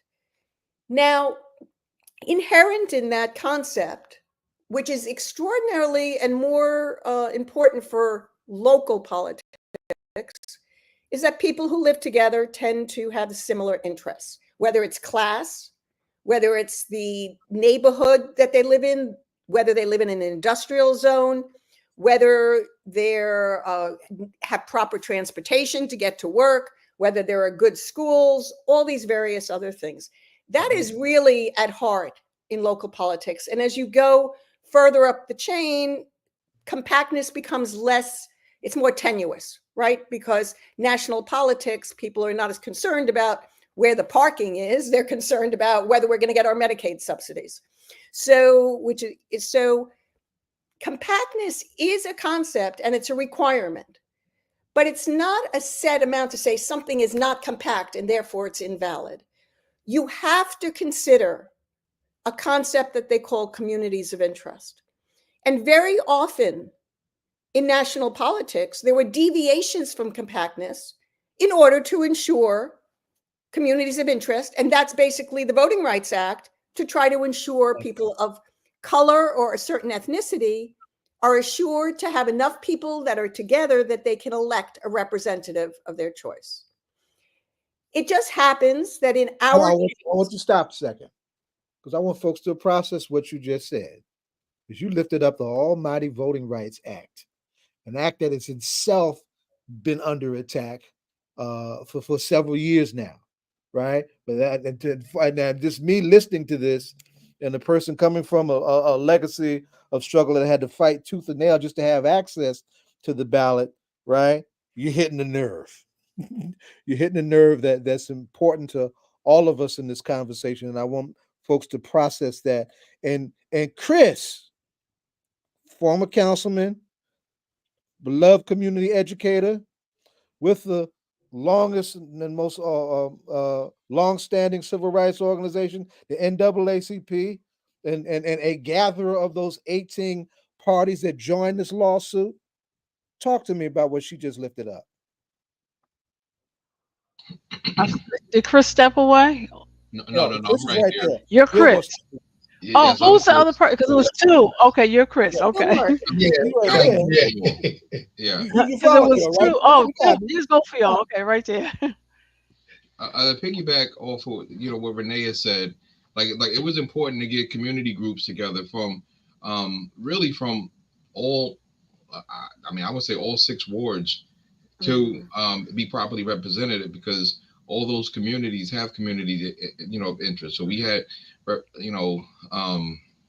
participation for people in the Heights, downtown, Ward F, B, A. So it was real important, for us to do that, because a lot of those folks were impacted and they were outraged. And so the biggest thing is things not being done right, transparency, and people wanted something done. So reaching out to various community groups was essential, because you just didn't want this just to be about Councilman Gilmore. Right. This is a citywide endeavor, and you needed those stakeholders to be at the table. So when Renee was looking for those individuals to come forward, like, it was really important, because that really gives the credibility, and gives the teeth to the lawsuit. And Chris, is this your first, second, or third, or whatever term? What term? No, I'm currently not in office. Like, I was councilman. Okay. I was councilman back in 2017. And so, but I'm just very involved civically inside of Jersey City. And once a councilman, always a councilman, whether you're sitting or not sitting, because I'm sure people. Once I have Donna Kay did 3 terms for the in city our, hall. and I Yeah. tell you And he's a that principal of a high school. Is that reminiscent of somebody else? well, sitting on the board, but Yes. Chris, and He'll be Renee, in town on the 29th, by the way. I I was a council person who believed, well, first of all, we get elected to serve, whether it be the districts, whatever. So when we making these votes, it's based on what our constituents want. So it's very important that they have the public meeting so we can listen, learn, and then vote accordingly. So when you would do, and you said they did it by not having a quorum, so therefore they can circumvent the sunshine law. Um, Well, Go ahead.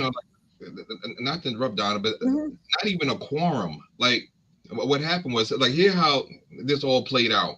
Mhm. So Councilman Gilmore is at a council meeting, his first council meeting ever, right? His first council meeting ever. So what the clerk and what somebody did was they said, "Did you see the map?" And they showed him a map, and then they said, "Well, I said." Well, Frank, they just can't just show you a map and just think that that's what it is. I said, there's got to be a meeting. So because of what we put out on social media and put out there in the Twitter world, then all of a sudden, a day and a half later, they tried to do a meeting where they had in person and the Zoom broke, and then it was just not properly. The meeting wasn't properly advertised, so the meeting broke, and they said, "Well, let's do this right." So they advertised for 3 days, and then they met the next Saturday.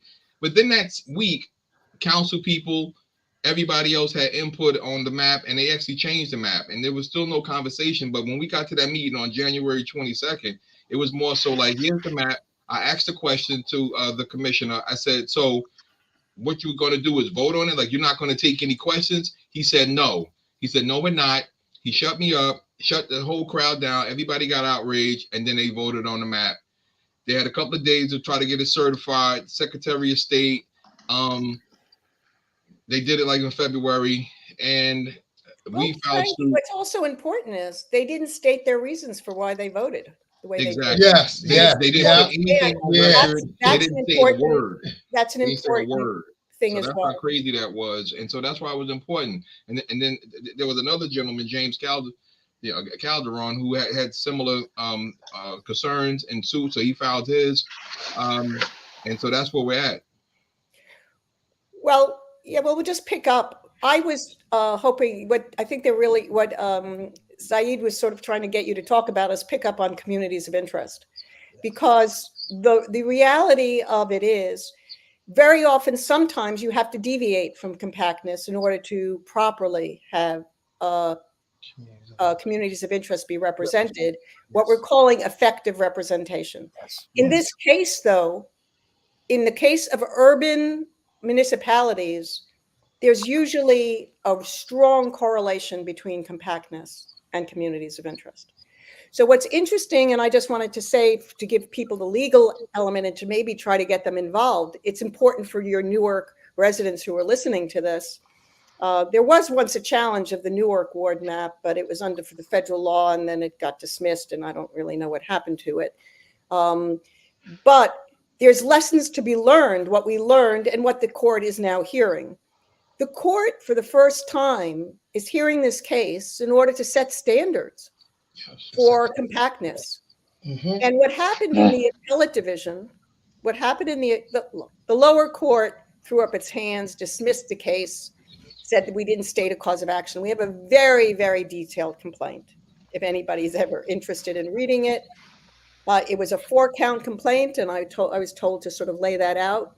The first count is a violation of the statute and a violation of a concept called equal protection, because if you violate the statute and you don't properly redistrict the wards, you're not allowing there to be equal representation between the people who live in a ward that is compact and acknowledges their community of interest versus wards where they're not. So it's not just a matter of population. We have a concept called effective representation, fair and effective representation, and it usually is 2 parts. One is population equality. You don't want to be in look, we know what population does to us in our Senate, in our electoral college. We live in places where our vote is meaningless compared to Montana, Vermont, Rhode Island, or anybody who lives in that place, right?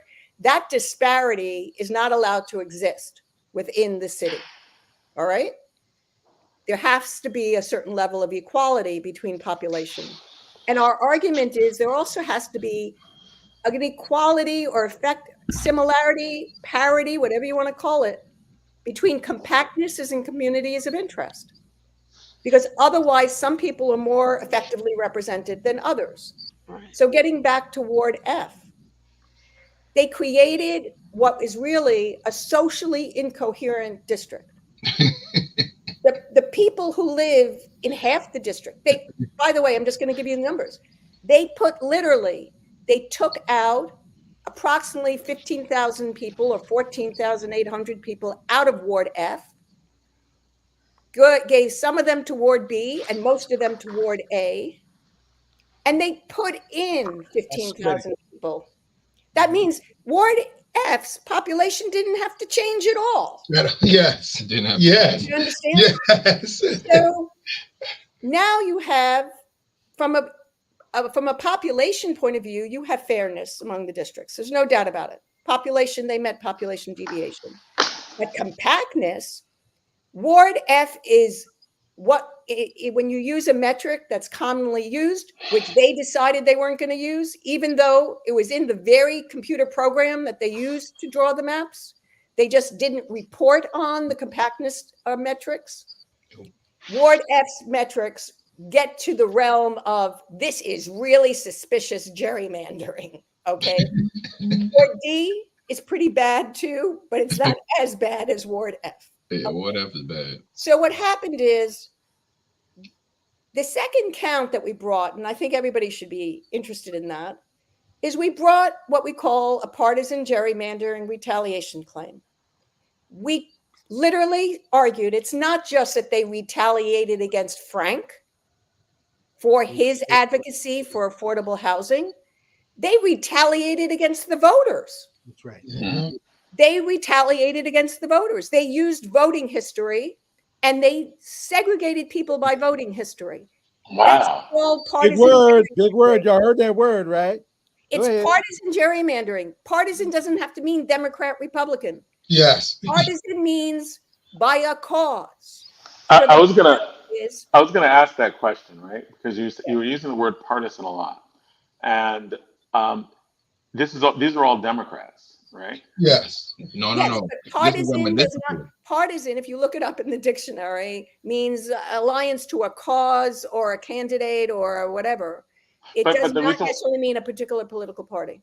Right, but that's why I was trying to get are the people who are controlling the gerrymandering right now, are they also fellow Democrats? Just so you know, your ward commissions in New Jersey are is nonpartisan. It's people who are on your on the county superintendent of elections, and they tend to be Democrats and Republicans. Yes. But they're all machine politicians. So in this case, it's between independent. Frank was an independent candidate. And go ahead. I'm sorry. But to your point, John, in a sense, the main establishment, if you will, are Democratic. Mm-hmm. In Hudson County and in Jersey City. Yes. County. When do you hold your election? I can tell you, in other parts of our state, there's a Republican machine. But basically, do you do your elections in May or June, though? When do you do them in November. November. Okay, so there it is. Okay. No, they're nonpartisan. Nonpartisan elections no longer have to be in the spring. Nonpartisan elections can also be in November. In November.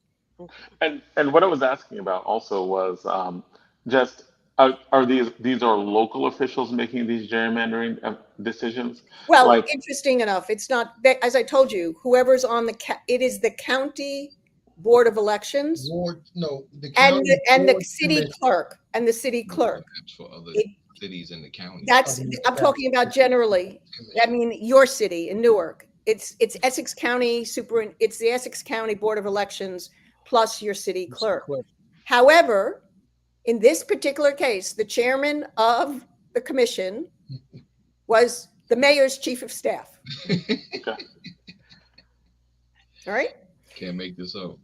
You can't make this Soprano up. State Classic. so- stuff. And that they used so this election is- districts, and they didn't use this very same commission Then you that worked in Hoboken, that worked in Yes, Union City, yes, that worked yes. elsewhere, did not use election districts anyplace Anywhere else. else. And Renee and Councilman and Chris, y'all have in Jersey City, you say Jersey City. Where is like Assemblywoman is where did she take a position on this? Did McGreevy, former Governor McGreevy, did he take a position on this, or there was there's radio silence? Radio silence. There has been radio silence, and, Yeah, and among the other council people too. Yeah, these people are they're essentially a part of this system, if you will. I mean, you can't speak out, against a system that's Part of you know, the that's machine. That elected you're you. benefiting, No, yes. That's elected you to run. Like, I mean, if you fight against it, like you're Well, not. not only that, even councilmen who are friendly to Frank and to his constituents were listened to and were benefited. The reality of it is, I just want to say, as part of our endeavor, we drew a map as well. We offered another map. Mhm. Our population deviation was lower. Our compactness scores were better. We obeyed all natural boundaries. We respected all preserved, historically recognized neighborhoods in Jersey City. Mhm. It wasn't physically impossible. It wasn't impossible. This wasn't this wasn't their answer. The Ward Commission's answer was we had to do this because of population deviation. And that's just not true. And the census. So the reality, though, is our map takes a councilman out of his district. Right. Mm-hmm. Right. So he's silent. And in terms of representatives, their map gave all these development projects to the councilwoman, Therein the lies the black rub. councilwoman in the adjoining district, who's a real estate broker. yeah, but that may be what you said. Everything that's not necessarily a conflict of interest, but if it appears to be, then that's enough right there. So that's interesting. But these redistricting, when you get back to the constituents, is there somebody we can point to that it possibly inconvenienced? So it was like Jane Doe a block away from her voting place. Now she has to go a bus ride and everything. Well, no, election districts are not the issue. Election polling places, election districts get redrawn after the ward map. So that's not the issue. The issue is the ability to communicate among constituents. Frank can tell you, he has people in my part of the world of Jersey City who write him and say, there's nothing in your newsletter that interests me. Right. Frank is doing a tremendous amount of work on the property tax, the senior property tax. I can guarantee you that no one in my building is eligible for that. No one in my building gives a crap about libraries or public schools. They send their kids to private schools. All right? You're talking about not just physically. I would venture to say, Frank, maybe you can tell me, because you might know the people in my building. I'm new here. I would venture to say that maybe 3 of them have ever been to the part of town that the old Ward F. People's world in this downtown area of Jersey City is targeted at the PATH train to Manhattan. Their kids go to charter schools or go to private schools. They have parking lots. They have their own recreational centers in these buildings. They are not concerned about the things that the constituents of Ward F are concerned about. That's generally speaking. There are exceptions. We have a building that Frank's fighting for on rent control. Jersey City doesn't have rent control, do you?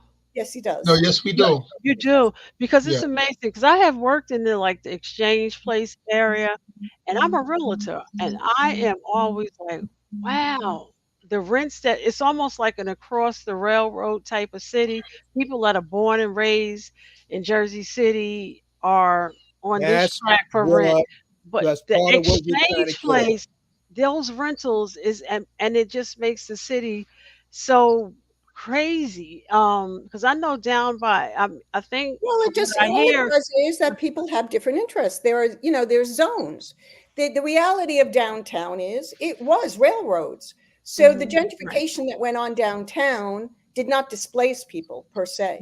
In the way what's going on now in the other parts of Jersey City, where development that's coming into the corner of Ward F, up on top of Montgomery Street, near McKinley Square, was taken out of Frank's district.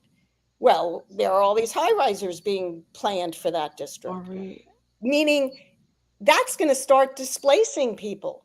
That's a very different consideration. You know, we can scream about the fact that Schindler, built all these redevelopment plans in the 1980s and 90s for the old rail yards and didn't put any affordable housing in any one of them. Okay, but that's a different concern. I think what you're getting at is functionally, we're in two different worlds, people who don't relate to each other. They can't organize. Frank organized Ward F. Exactly. What did they do? They took the whole economic opportunity zone out of Ward F, which happened to be the historically Black Lafayette community. Right. So a ward that was called Bergen Lafayette, it lost its Lafayette. Okay. They took out, they split Berry Lane Park. No people. Why did they do it? Because there was a project called Steel Tech there that Frank was fighting for more affordable housing in Steel Tech. So what they did is to the voters, it wasn't that they removed Frank's voters. Yes, technically it will make it harder.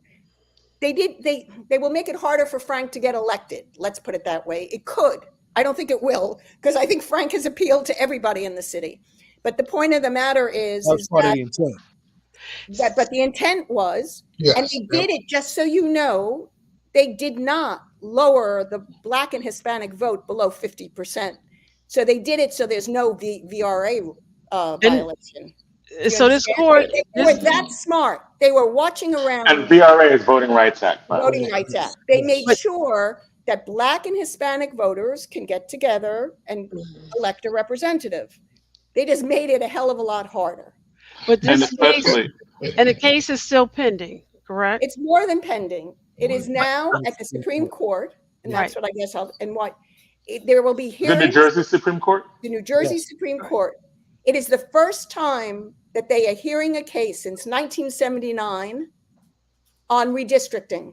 And if the Supreme Court gives a ruling in favor of you, they will redraw the map. They're going to the map is going to go back to what it was, or no, it's not what it's going to go. It's going to go to the map that you proposed. It will It will go to a redrawing of the map. So the process. So, and start over. Okay. So they get a second bite to try to do the same thing, but they need to have some they'll have more guidelines about how to screw you over. No, but we also will have. We will also not only have guidelines. They will, if they won't be able to screw us over, and we will be organized. And the meetings, they're not going to just have one map for them to withdraw. We're going to start people are going to start presenting maps, and we're going to have a really vibrant process. And I doubt, to be honest with you, the powers that be don't care about Jersey City anymore. So I actually think the politics of the city has changed. The person who was behind this no longer is running in Jersey City. Yes. And it would be, I don't think there's an interest anymore, personal. And in fact, because he's running for governor, I think that will be detrimental if they try to screw Ward up, if they try to screw. So Mayor Fulop was on what side of this argument? He is the argument, but at first he did say he is the puppeteer. Yeah, he would challenge me. His machine. Right. I know. Go ahead, Elijah. We're up against the clock. In the interest of time, in the interest of mobilization and education, next steps. Do we know when it's going to be heard by the Supreme Yes, Court? I can give the exact dates. It's going to be heard in January. I think January 6th was the date that they gave. He said 6 or January 6th? Or January. Oh boy, wow. Or 7. Wow. I think it says, I think it was January 6th or 7th. Right? It's either the 6th or the 7th. I hope it's the 7th. And where I'm going is this, and Gilmore, hear me good. I'm going there because, we need to, If this is going to be an open court, we need to pack the court. Yes. Absolutely. Please. We need to pack the court. I do not want to. I do not want to argue for the voting rights act. That's right. So that's where all this is going, right? Yes. Yeah. And not only that, even we pack the court, but then we get people involved when it's remanded. People have to assert themselves that this never happens again. Yes. And that's not just in Jersey City. People have to understand the municipal ward process, and people in their respective cities, called Newark, called Trenton, called Camden, all these places have wards. Madison. Yes. That's right. Places have wards. Yes. And a lot of them are nonpartisan. So technically nonpartisan. And Renee, I was going to ask you, I went back, Bloomberg in New York challenged in 2010. Is it any way that case helpful to this case, or it's totally different? I'm not aware of the challenge. And the reality is that we have it's a municipal ward law, and we need New Jersey law. The reality New York, a lot of it's New Jersey state law. Because it's the New Jersey Supreme Court. It's the New Jersey Supreme Court. We are having amicus. Will be amicus briefs, and most of the briefs. The reality of it is they will be just talking about federal cases. You have to understand the whole jurisprudence has developed in the federal court. Right. Now the federal courts have basically stuck up their hands and said not only are they not dealing with partisan gerrymandering, they're not even dealing with racial gerrymandering in this last case that that came out of North Carolina. They have clearly just said we're not dealing with gerrymandering. And so this case, even though it's the municipal ward law, it will be the New Jersey Supreme Court's latest decision on redistricting. And when it starts talking and setting guidelines for compactness and communities of interest, and whether you use metrics or not, I will tell you that will matter for redistricting in New Jersey for the federal and the state legislature as well. It will have an impact. All this. I don't want this to get lost. And Donna, usually you usually jump on this very strongly, right? Is that the turning point on all this logistically, of course, is a census, right? And so another place that we need to do our work, grounding our community in the proper and properly to understand the importance of participating in the census so we're properly represented. Yes. And I do think that the Institute for Social Justice with the League of Women Voters has made a very strong effort in the last redistricting. They led a coalition on getting people involved around the census, making sure that people were actually even doing the census, if I remember correctly. And they are very strong advocates of communities of interest. But so the date we need to look out for, because I know we're running to the end of the segment, the date that we're looking out for is either January 6th or January 7th. And we're definitely going to have you back before then, and just let us know like what that is, right? Because we're going to be talking about this because when we look at the fight for democracy, our next segment is going to be about like the presidential election, and it's going to be about all those like threats to democracy. What is it in this historical context? And I think that talking about local issues like this, like redistricting, in a way that takes away power from local individuals, not just individual in terms of the council person, but as you said, you were talking about how it disempowers the community, how it potentially demoralizes the community because you have organized based on one thing, and the way in which you organize was just broken up. You were organizing according to a particular issue, and now they split you up so that now you can't organize together behind an individual. How about you argue for me in the Supreme Court? That's the argument about this is created and disrupted a community of interest and has created an equal protection violation within Jersey City. Well, Professor Kelly Harris has joined us, so anything you need, just make him do it.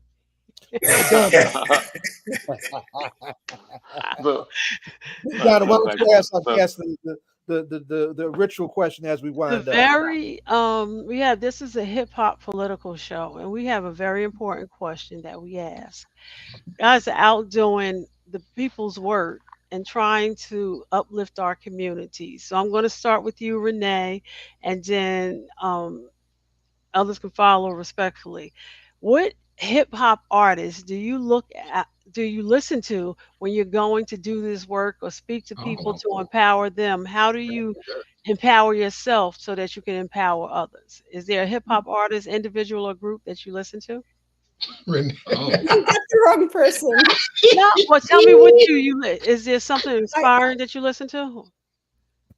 You mean in terms of music Yes, to ma'am. inspire me?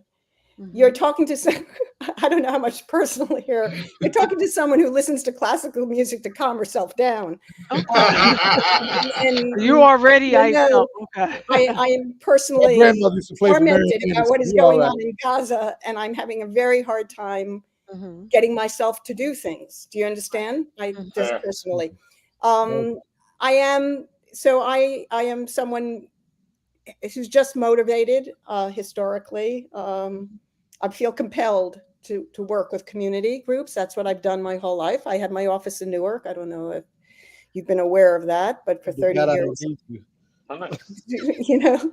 So I getting myself into the battle mode is actually listening to classical music to calm myself Oh, down. because you're already in battle mood, so you're trying to take it down. Okay. I'm trying to take myself down. Who's your favorite composer?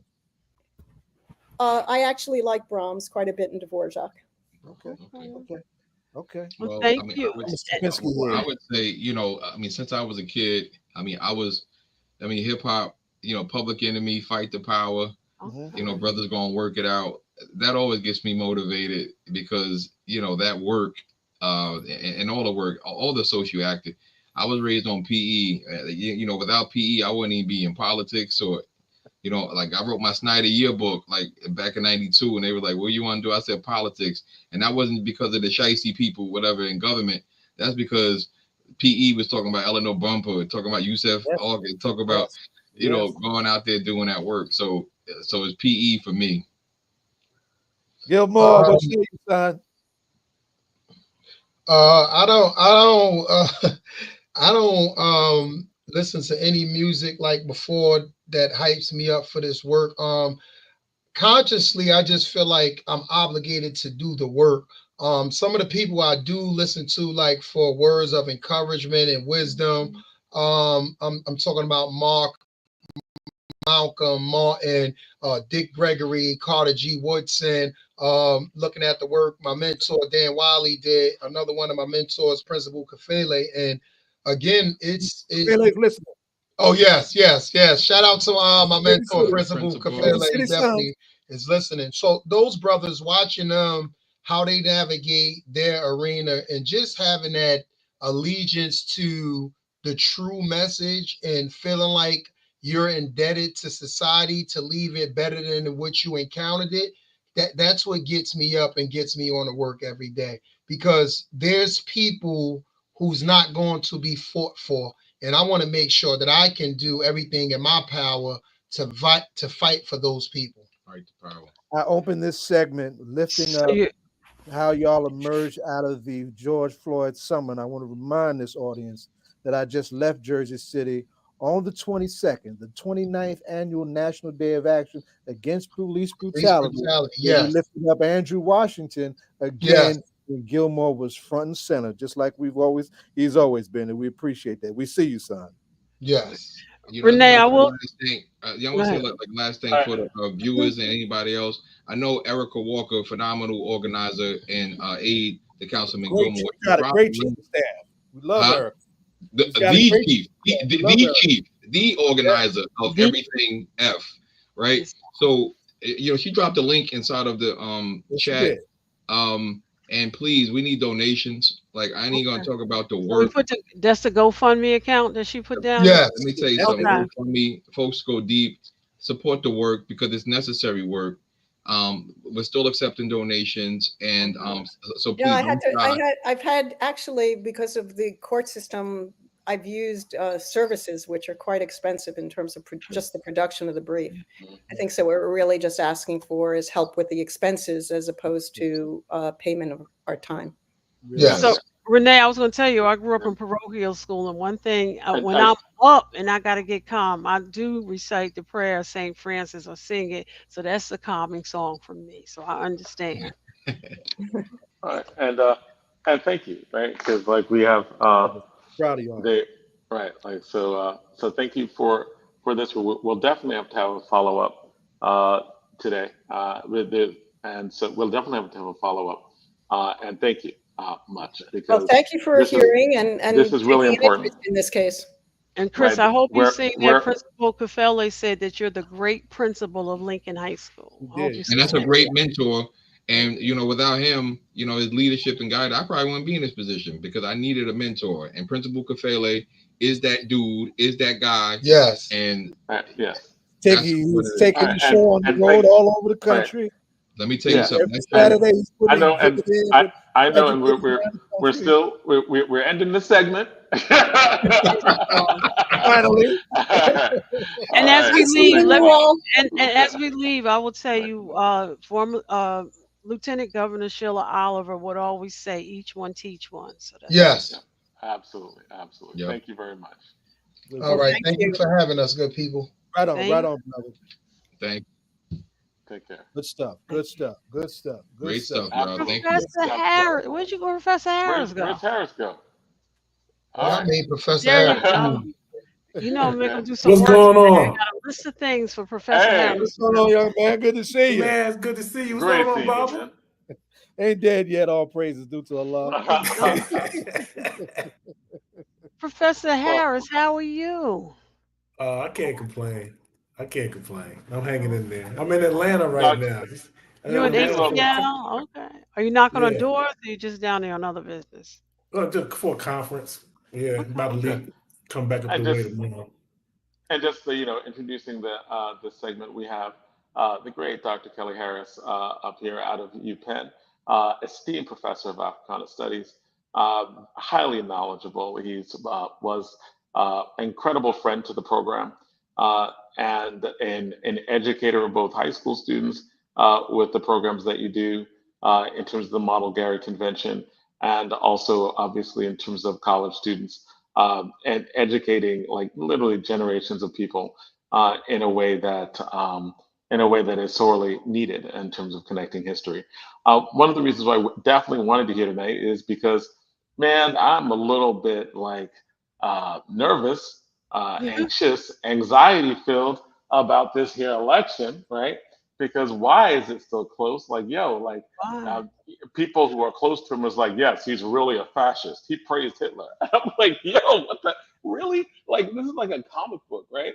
And you have, and I will give you my predictions. My prediction, let's do that maybe next this is speaking into faith.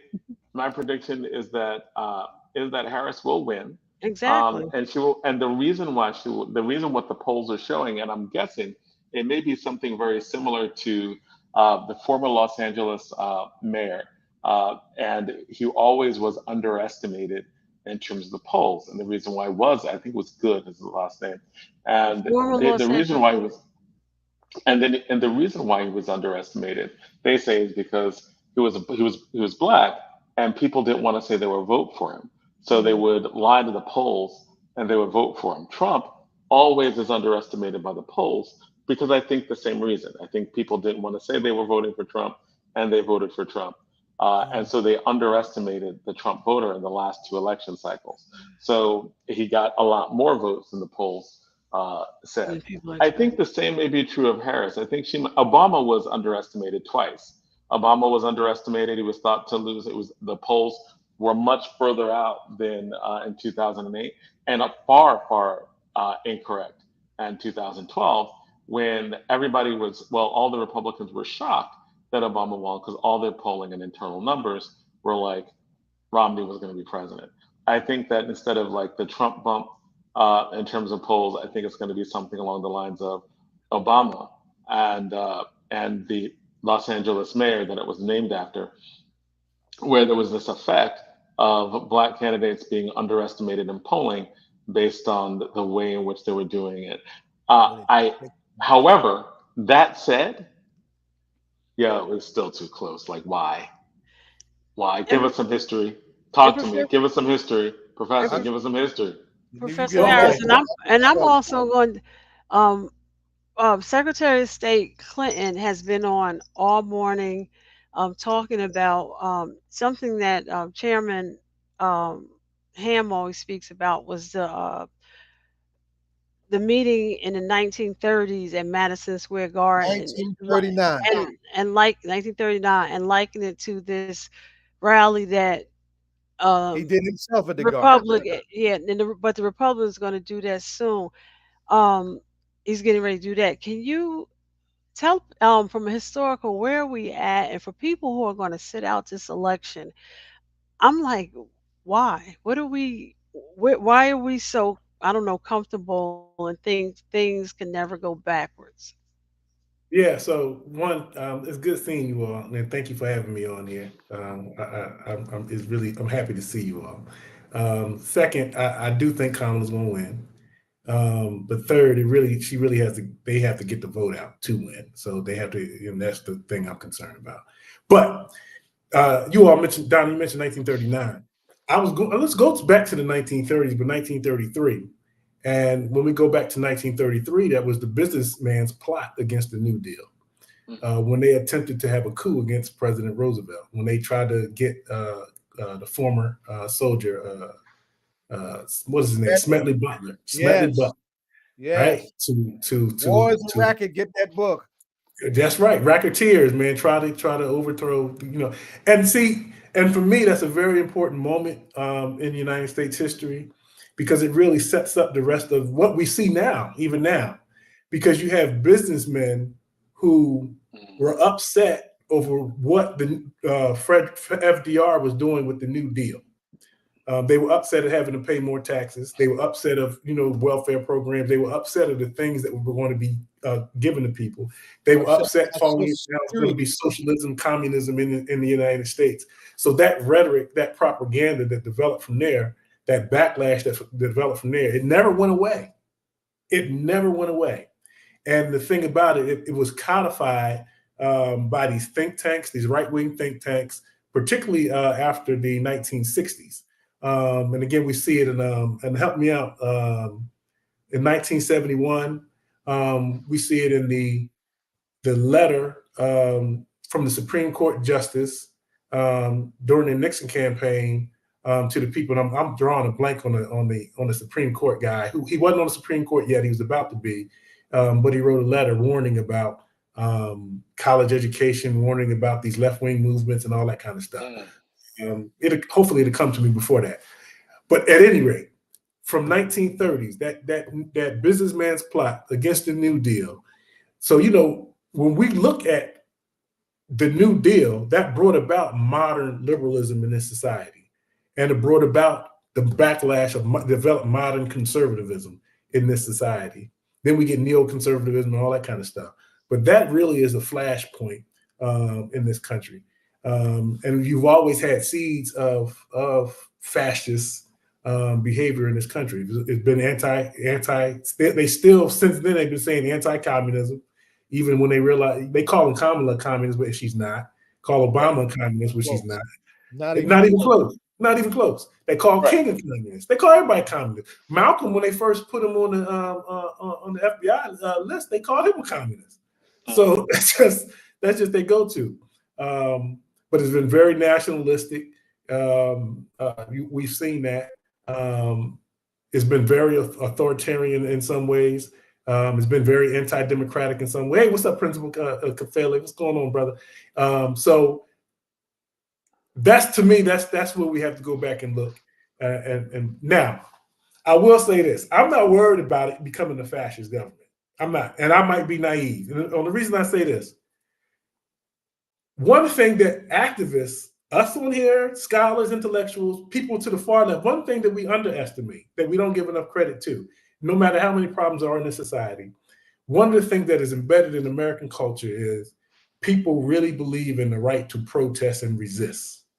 That's right. And I don't see Americans allowing a fascist regime to exist without protest resistance to the nth degree. I don't see it. I might be naive, but I really, because of the history of this country, particularly since the 20th century, I just don't see it. I just don't see it. Now, so here's the thing that I think may be underestimated. I think that there are a lot of people who are okay with bloodshed, like a lot of it. Wow. And in the last, Until it's there's their been a bloodshed. cry, right? But I mean other people's, right? Like there's been two levels of things that I think that have softened people up to government crackdowns on protests. One is the conservative, or really the Trumpist reaction to the George Floyd protests, where they are literally trying to get a federal police force, or at least the talk of a federalized police force, to monitor, to enforce, to go after, right? There was the invoking of the military for that clearing of the park. And more so, there is the almost mandate now to literally deport millions of undocumented people, knowing that and saying outright it would be bloody. I think that we have a history uh, of sanitizing murder, whether it be through the mass murder involved in slavery, Native Americans, lynchings, and and it seems to be like it's okay, right? Because it's desensitized into if if everything is false or fake, if we can't believe anything, if we can't believe someone when they say, I'm going to attack political enemies, and they be like, no, that's not what he meant.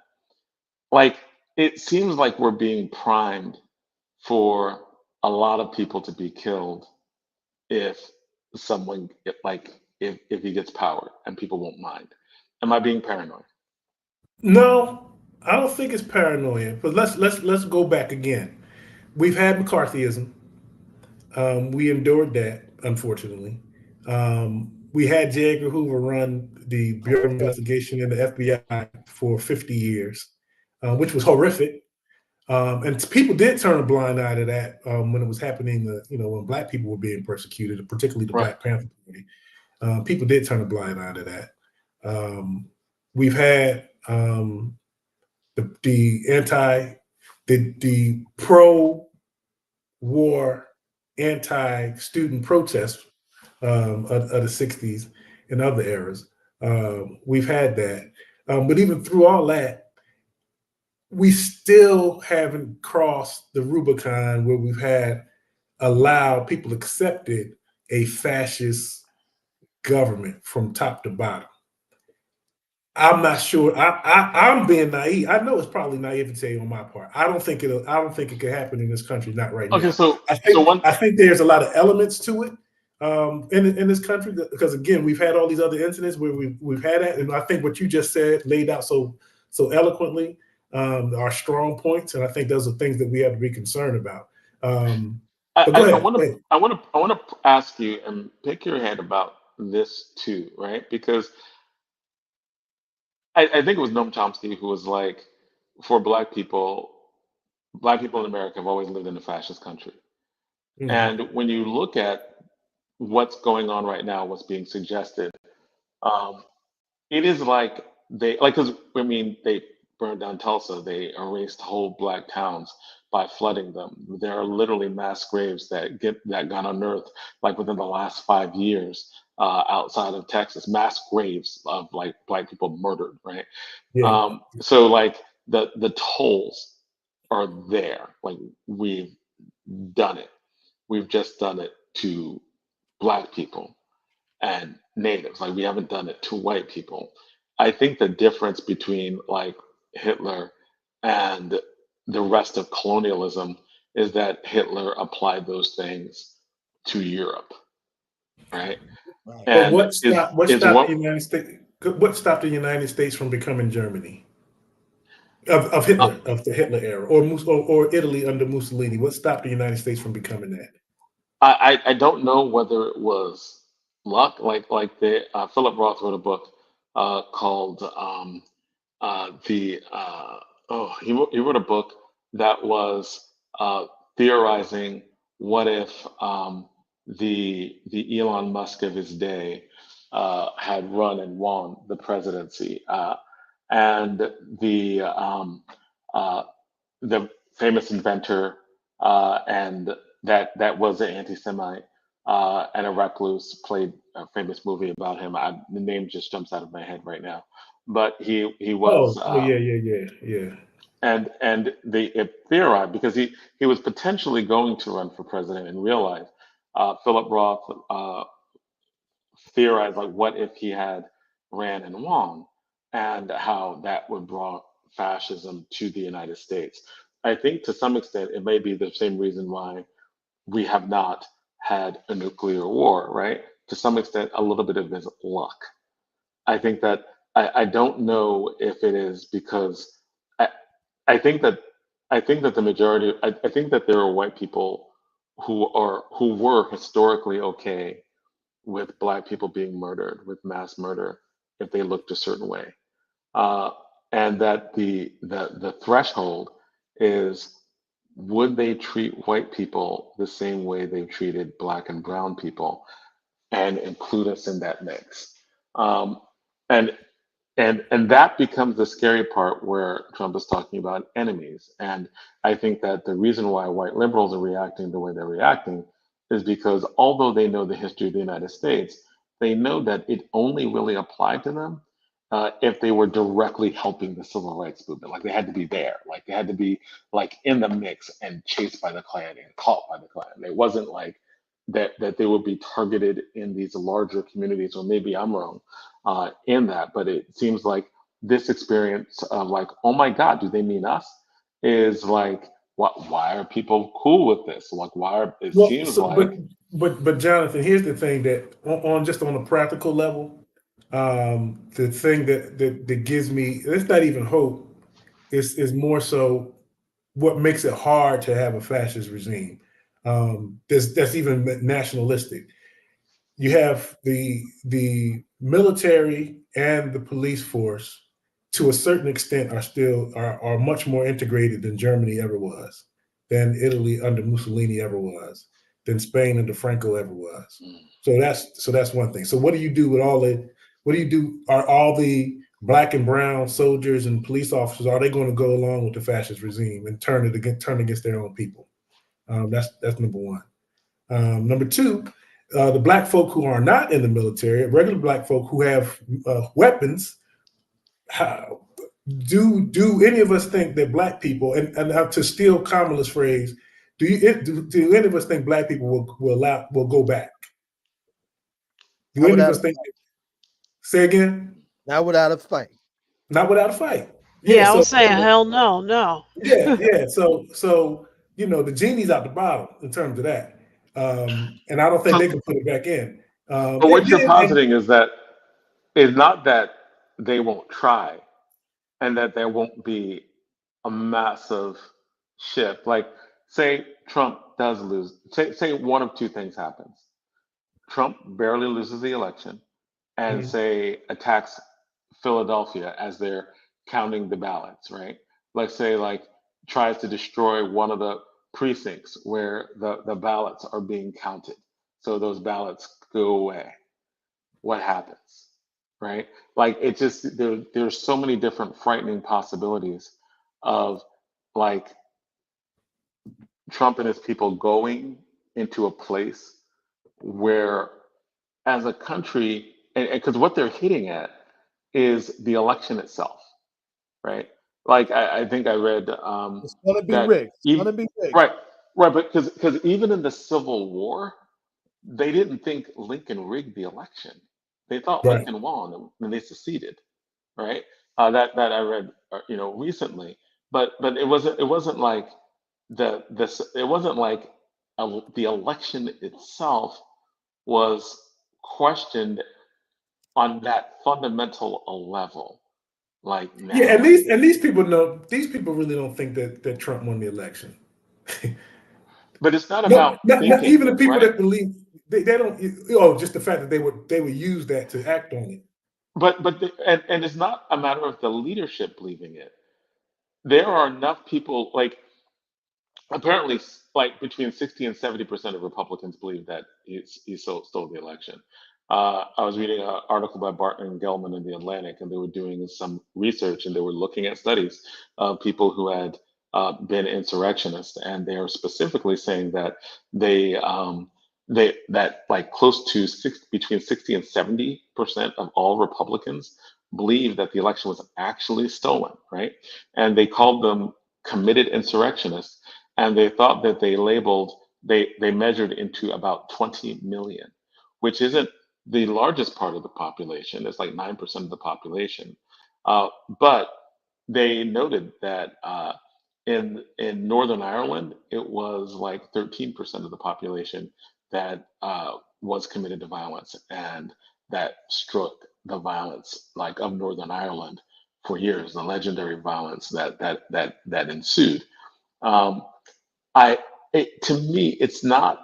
It just seems like even historically, the way in which they are lying not as they're lying not to get people to believe them, but almost to pledge their loyalty. It's like the lies aren't either. There's some people who believe it, but really it's more like I've had conversation with Trump supporters that defy rationality. That it's just it doesn't seem sane, right?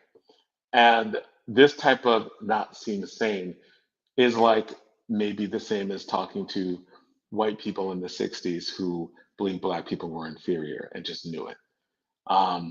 And we know these are their grandchildren. that precursor to violence, right? But we also know those are precursors to intense, massive violence on which they are ready to die. They kill. Are you and you're probably wondering like why would I bring you on here? I was like to really talk me down, man, because like I'm like Well, here's another thing though that we cannot underestimate, and I think black people we sell ourselves short.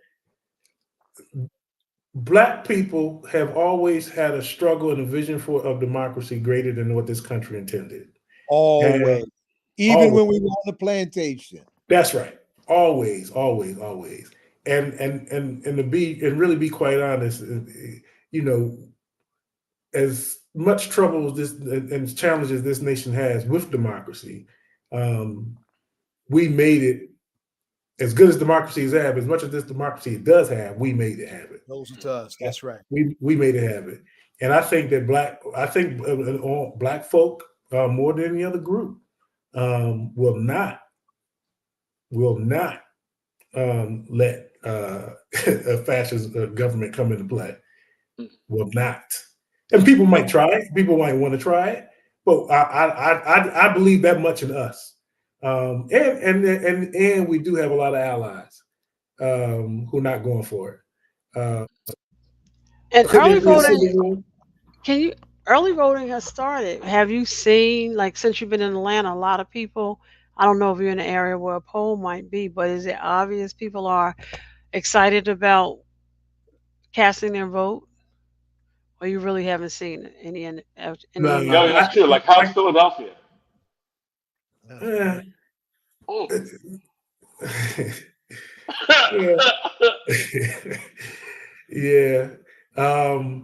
Philly got some crackers now.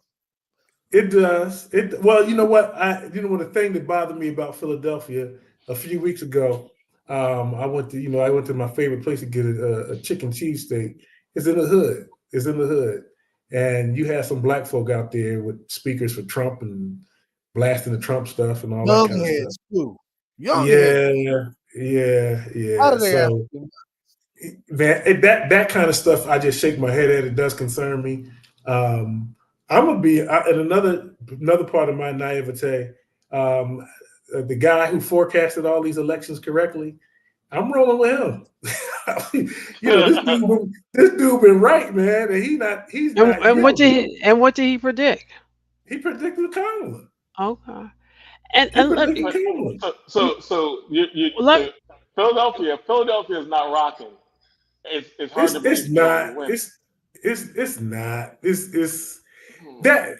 Now I will say this: we had a brother, Christopher Parker. He's based out of California, scholar, political scientist, and he's done it. Him and his group have done polling data on Black men, and this is just a couple of weeks ago. He was at Penn, and he told us seeing about Black men supporting Trump. He said that's nonsense. He said we're not seeing it in the data. Okay. He said we're not seeing it in the data. He said that's not what we're hearing. That's not what we're seeing in our polling and all that kind of stuff. And he said he doesn't know why the major news networks don't show it, don't share it. So well, I mean, I don't think they weren't talking. Yeah, that's what Charlemagne, and that's what Charlemagne the God said this morning. That go ahead. I'm sorry. Yeah, true. That I don't think anyone's talking about the majority of Black men, because we know the majority of Black men are not going to support Trump, right? So she's going to get between 35 and 80%. Right. He's talking about 80% of the Black vote, but yeah, he was talking about he doesn't think that he'll get enough of the Black vote where it's like that really statistically Black male vote that is really that statistically significant. Okay. As much as people are making it out to be. Her challenge and the Democrats' challenge is to get the vote out. Right. And that's what I was going to say. Have people. And Professor Howard, let me just say this. In 2008, President Obama was very, very organized. His GOTV to get out the vote was very organized. He started from the smallest, and people and were educating people. And when they went to the doors, they knew how to respond to this and that. Being on a campus, like for instance, Seton Hall is a polling place, and it amazed me that we collectively as a Seton Hall community didn't take advantage, because I know on election day, I was talking on previous election day where they were voting, to students, did you register to vote? Oh, I forgot and everything. But some states is okay because you can still fax your vote in. But you're on a campus, and what I'm saying is still not that, I don't know, what's it? Urgent. We were really inspired. No, in 2008. And even one of the places that I'm very challenged with the Democrats is that they announced that that Vice President Harris's campaign has collected up to $1 billion. And I only see every block, I see one sign. They used to have us come get 100 signs and try to see every street, because that's a reminder to people who are forgetting. So some of the grassroots tactics, which have always been great tactics, they're not taking advantage of. That's a great point, Donna. And we need to get, I need to drive. Get out the vote has to be on the ground and very serious. And that's Donna, you hit on something else that I think to me concerns me more so than the Black male vote. That's the youth vote.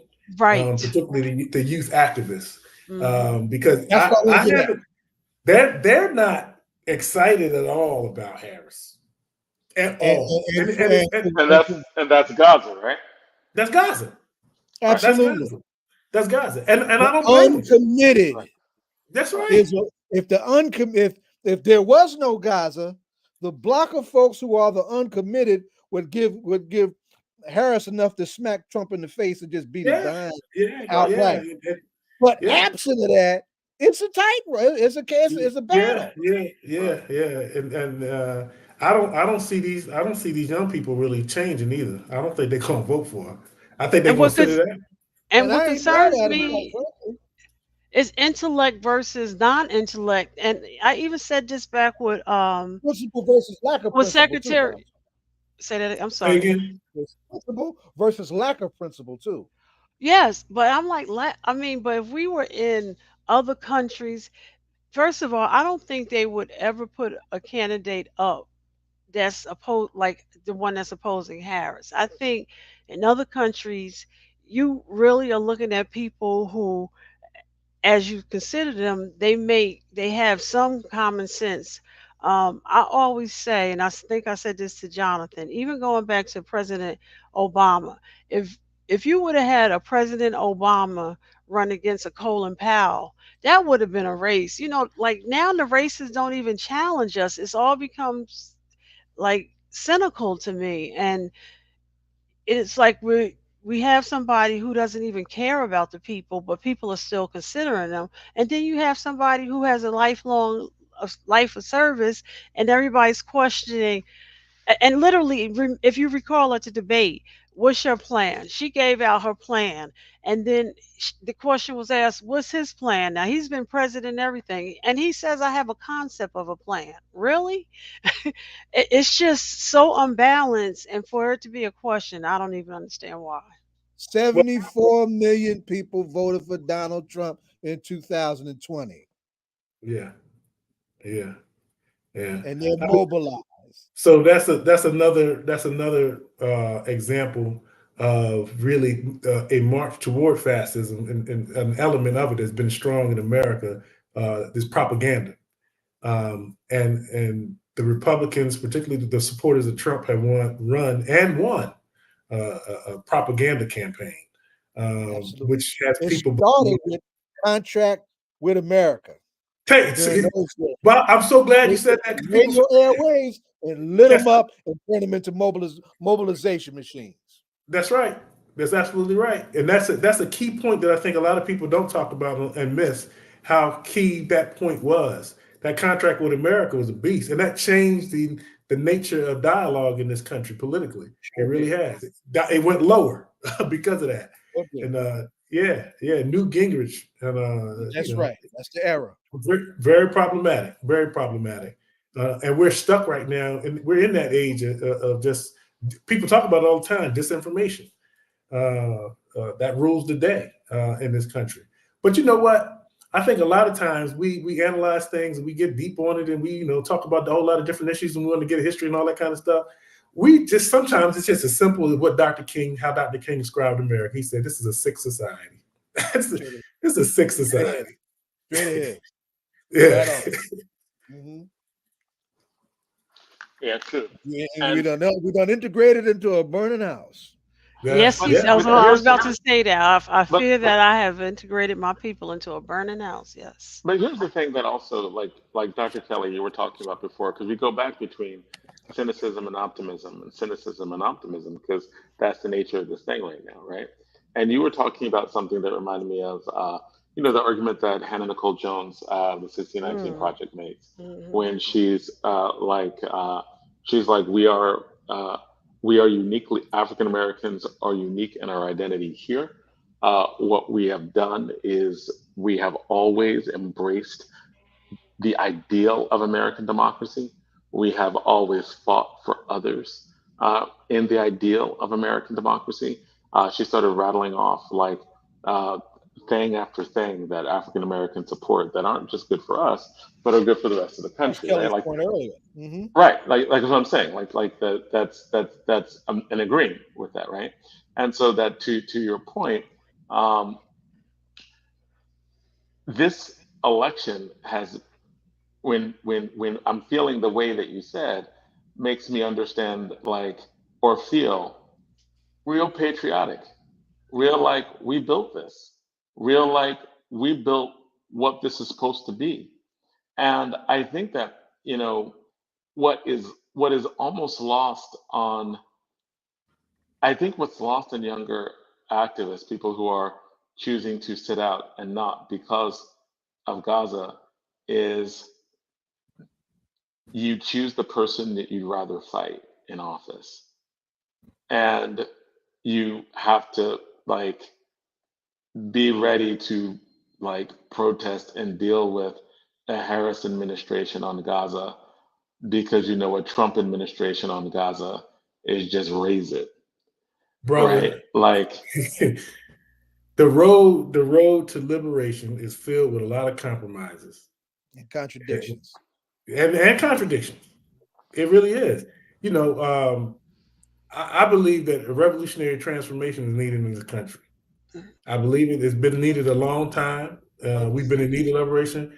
But I also believe that we have a responsibility to struggle as best as we can and where we can. And, you know, we have to. I know people don't want to elect Kamala. I know people are upset about the Gaza stuff, and she should be. What's happening in Gaza is horrific. Right.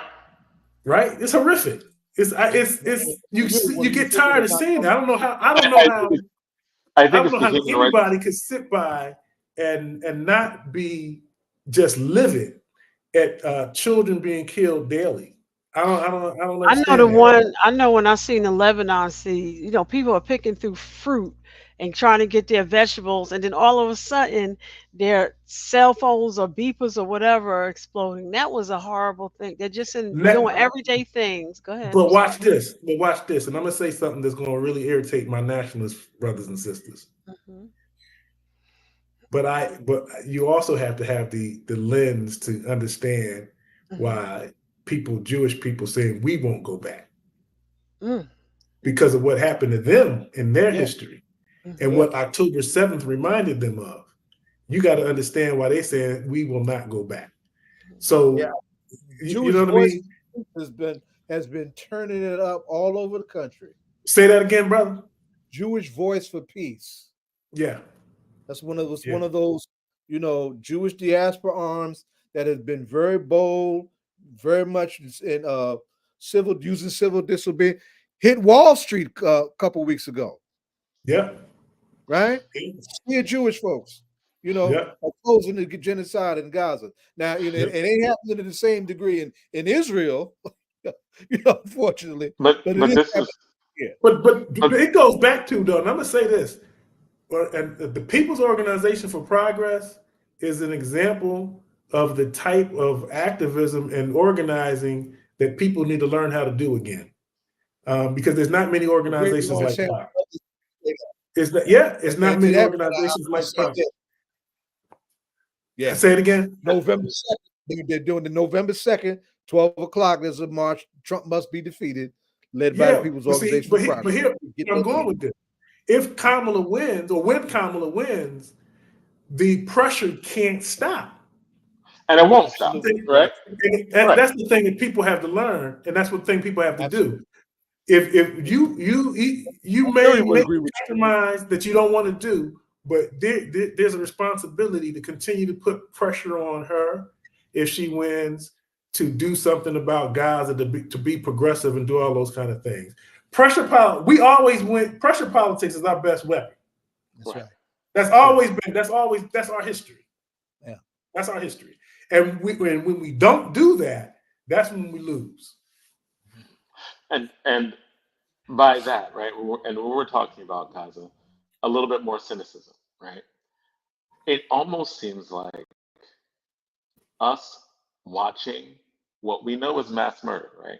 Like people call it genocide, people don't, but what we do know, right, is it's mass murder, and mass murder of a lot of innocent people, and for reasons that are like women, children, kids just getting bombed, right?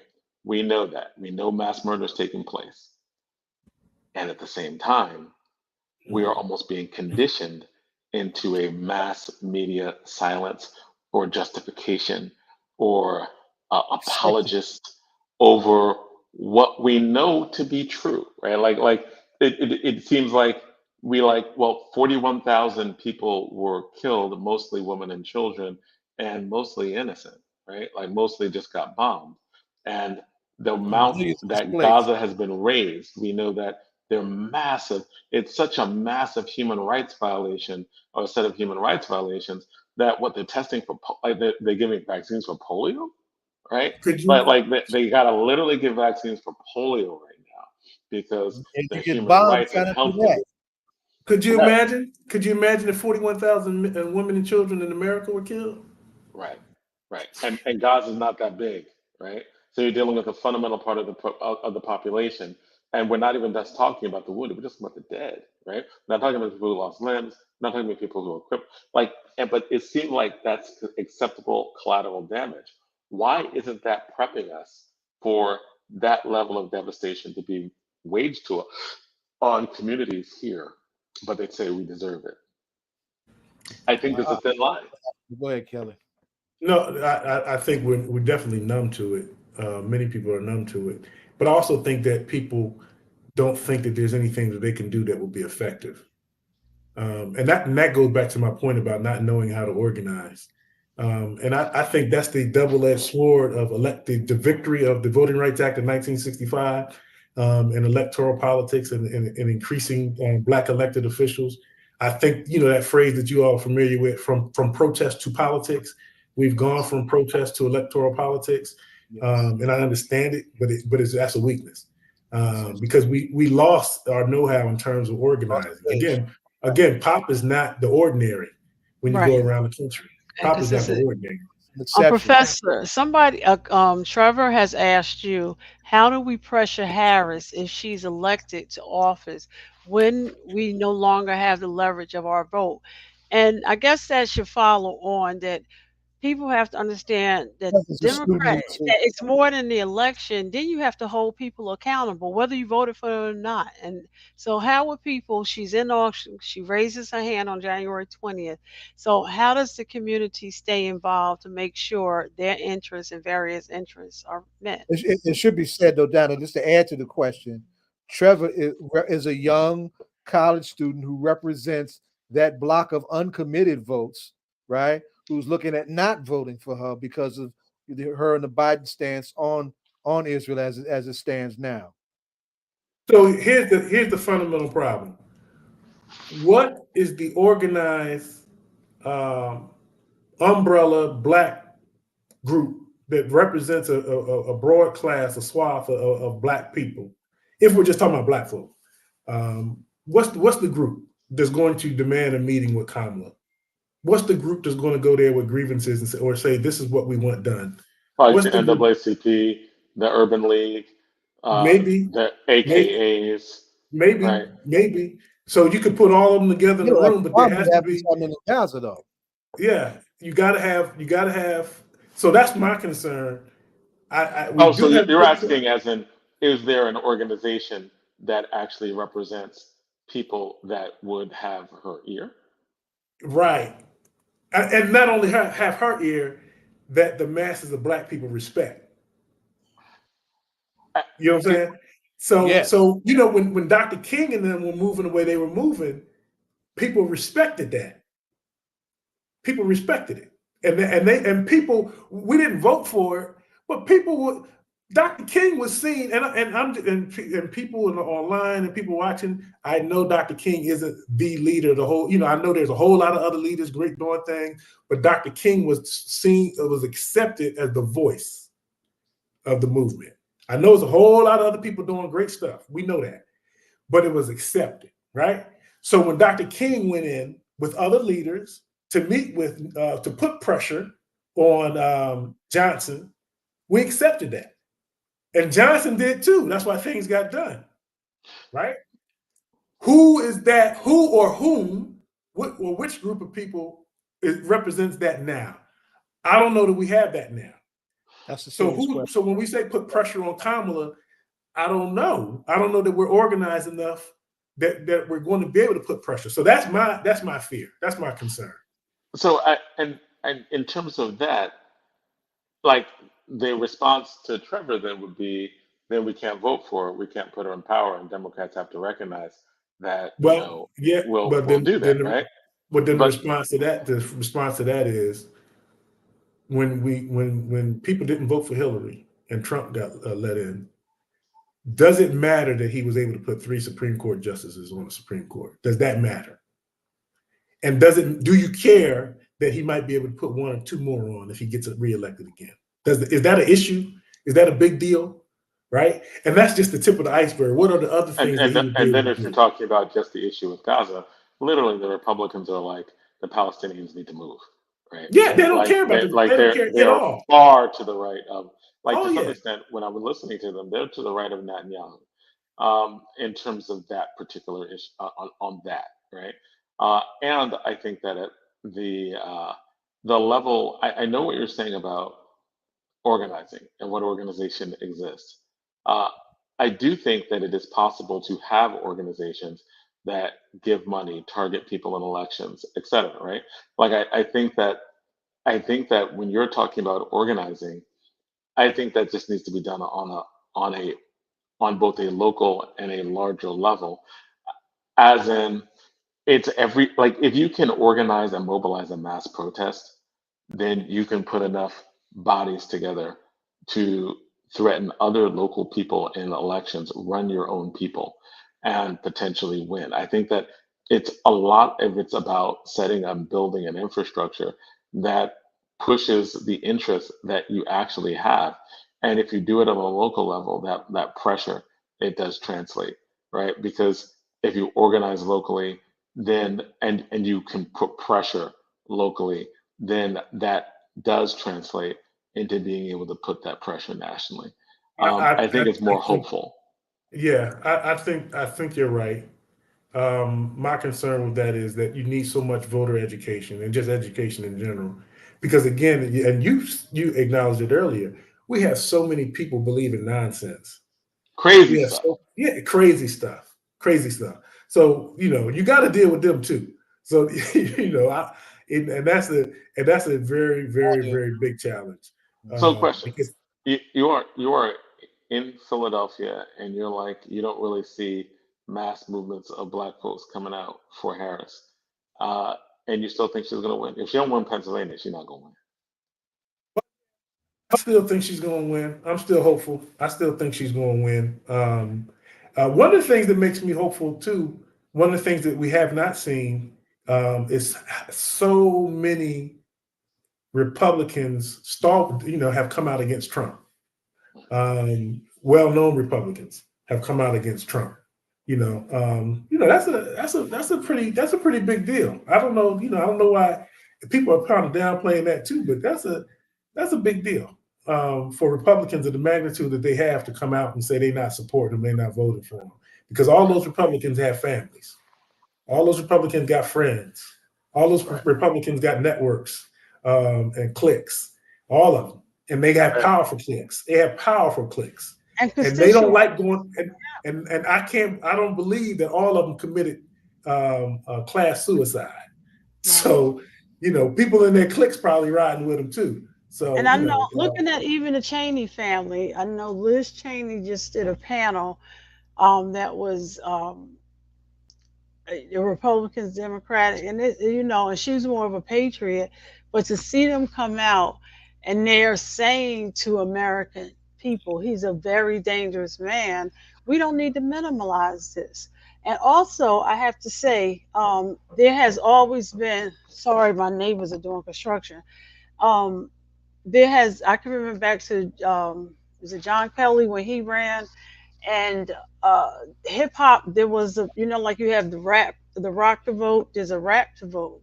And while they haven't been going on the rap to vote this time, but hip hop has came out, and they are like, from Charlemagne he's a radio station, but Eminem in Detroit introducing President Obama. um, and Beyonce is going to be there with I think they're in Texas now with Vice President Harris. But there are a list of names that every time they get the mic, whether it be anybody from Jada Kiss to whomever, they are saying. I was watching the hip hop awards on BET, and Fat Joe was the host, and every artist that came up to speak, they opened their speech with don't forget to vote, or close it with voting is important. So I wish that we were all more combined, and you can see how art is going through community to community. But I think everybody is trying to do their part, and they realize how important it is. And our resident DJ Rhino has jumped in, and he has said, please make sure that we acknowledge that DJ Clark Kent has passed at the age of 58 today. mm, mm. Hip hop legend. Right. Yes, and just just speaking, people How are old is saying 58?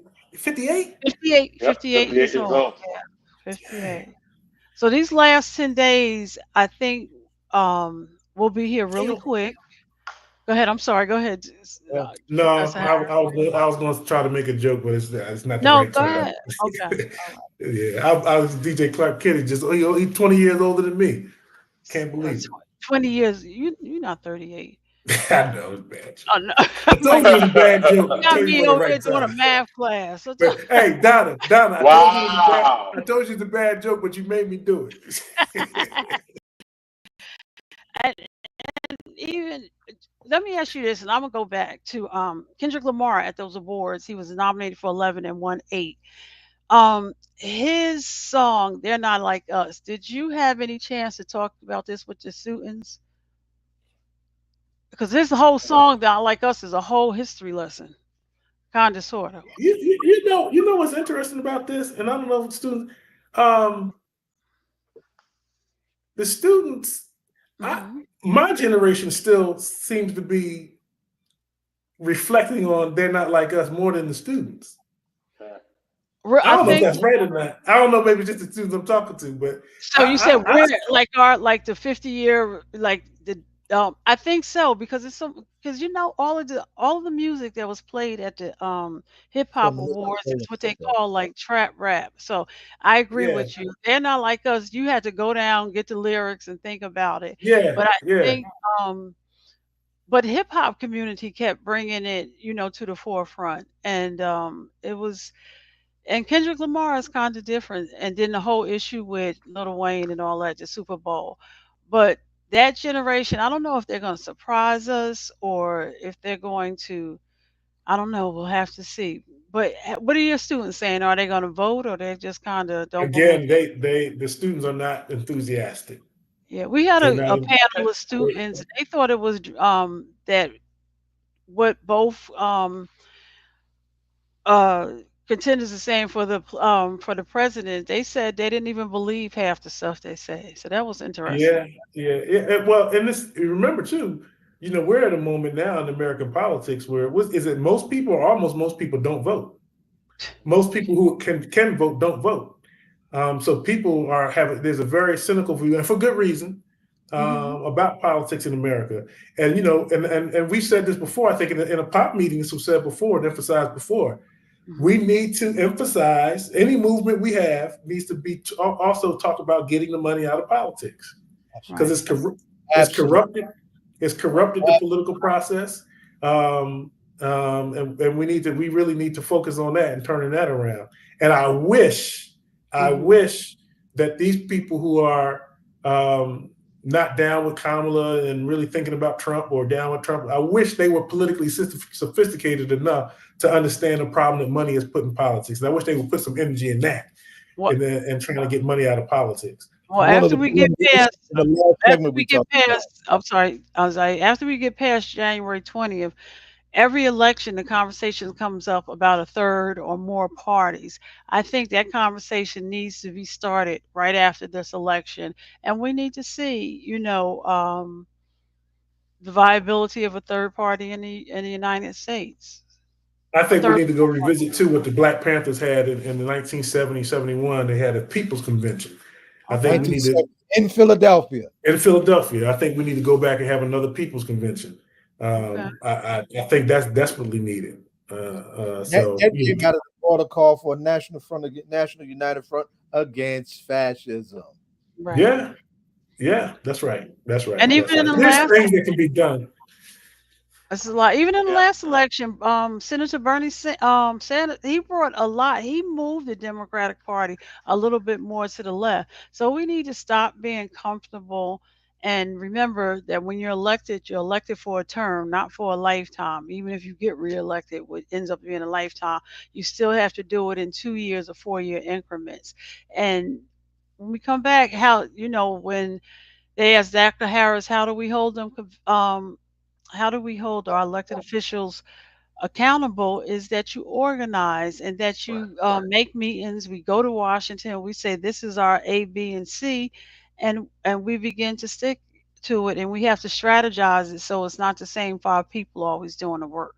And that I think you all with this radio show, I think you all can continue to amplify that after the election, the need to organize, the need to have discussions. I think you all can have discussions on here to help create that kind of environment where people still keep their eye on the ball and keep focused, and to put pressure on whoever's in office, but particularly Kamala, put pressure on them to have. And I think that, and I think to your point, right? Like, and to Trevor's point, I think Dr. Harris, you're speaking directly to Trevor right now, right?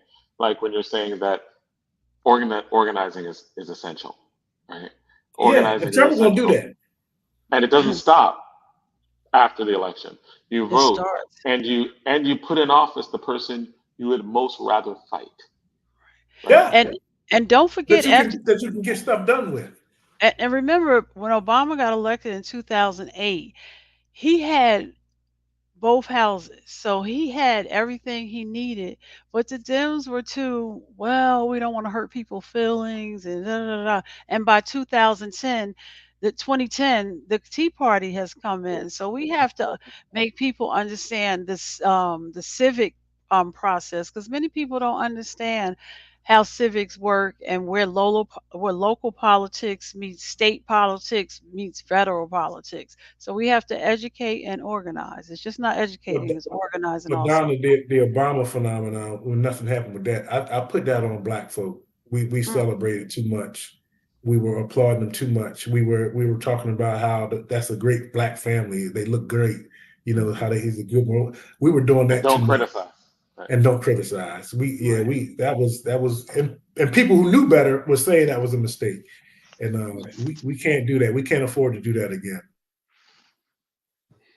Yeah. So thank you so much. So thank you. But since we last talked to you, what music are you listening to when you're doing the work down in UPenn?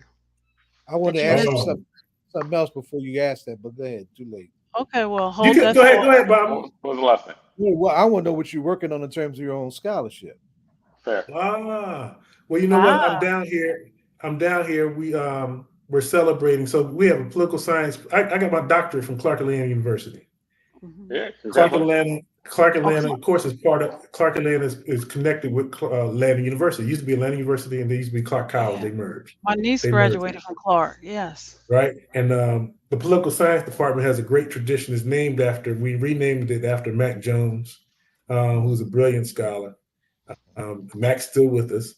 So we were down here celebrating the tradition of the Atlanta University Clark Atlanta School. So I'm doing a paper and doing research on the intergenerational discourse, the genealogy of the Atlanta University School of Political Science. You know, and I'm taking it back to even before Du Bois, to Richard Wright and Richard R. Wright, and William Krogman and Lucy Laney and William Scarborough, the American Negro Academy. I'm going back and sifting through the archives of Atlanta University and how the political science department developed. And there was a really commitment in Atlanta University in Black intellectuals, and that's when we had people we consider race men and race women. Yes. You know, James Weldon Johnson and all these folk. Yes. You know, Rayford Logan taught at Atlanta University. Yes. So you know, I'm going back through that and just trying to develop a genealogy of the political science program at Atlanta University. There are only two PhD granting institutions at Black colleges in this country in political science: Howard and Clark. Wow. Clark Atlanta and Howard. We're the only two. So you know that's why I'm down here, and that's what I'm working on right now. Okay. Oh, that's excellent, man. And thank you for coming out. Now the question: what music you listen to now? What Stevie Wonder. Yeah. Stevie Wonder. Okay. My wife and I had the opportunity a couple weeks ago to go see him in concert, man. Really? I'm just blown away by him, and I'm still blown away by his music. I'm just blown away by it. Up there. Yeah, and he still sound good, and he sound great. Okay. You know, great. And I'm still mourning. You know, I'm from Philly, man. I'm still mourning Frankie Beverly. Oh, absolutely. Yeah, we went to the same high school. My uncle went to high school with him. And I went to that high school. My uncle remembers when he was in a gang. He wasn't no fighter, but he was in a gang, Somerville. Yeah. Frankie Beverly, man. Rest in peace. Rest in peace, brother. So we'll see you soon in South Lawrence, Dr. Harris, Professor Yeah, Harris. yeah. I'm gonna try to get up there. Are Yep. you I'll really? see you soon. Well, you know what? I teach for the next couple of weeks. I'll be up there on Saturdays, not tomorrow because I can't make it. At First Baptist Church of Lincoln Gardens. So I'm doing a class on Oh, voting down. rights. I'm Okay. teaching a Oh, class on nice. voting rights. Okay. Yeah. Is it going to Yeah. be streamed as well as in? They do stream it. Okay, They so do text stream it. us so we can put it You got to on. register to stream it. You got to register. Okay. Okay. I'm gonna make you do something down there. Go register. You're going to put me to work. Okay. I'll find something for you to do. You know, and then let us know what's going on down there because I love Philly. And I know we did some walking for a prosecutor that was running for office, and it was like in North Philly, and there's a black bookstore there, and I just can never remember. It's upstairs on the second floor, and I would like to come down there and visit. But let us know. We can come down there and see you in Philly. Yeah, anytime. Okay. Yeah, I might be coming down in the next few weeks to knock on some doors before the election. Because I want to either knock on some doors and make some phone calls. And man, yeah, let me know, man. I'm gonna go. I'll do that with you for real. All right, sounds good, man. That sounds excellent. And actually, I'll be bringing my. If we do that, I'll be bringing my fiance. So and I treat y'all to you like cheesesteaks. I treat you to a real one. I treat you to the. No, we have better cheesesteaks in Jersey. We got better cheesesteak in Jersey. You on your own with that, Donna. We're gonna have a cheesesteak competition. Okay, I'm telling you. Yeah, it ain't no competition. I'm telling you. Y'all might get it on a cheesecake, but I don't know. Stop.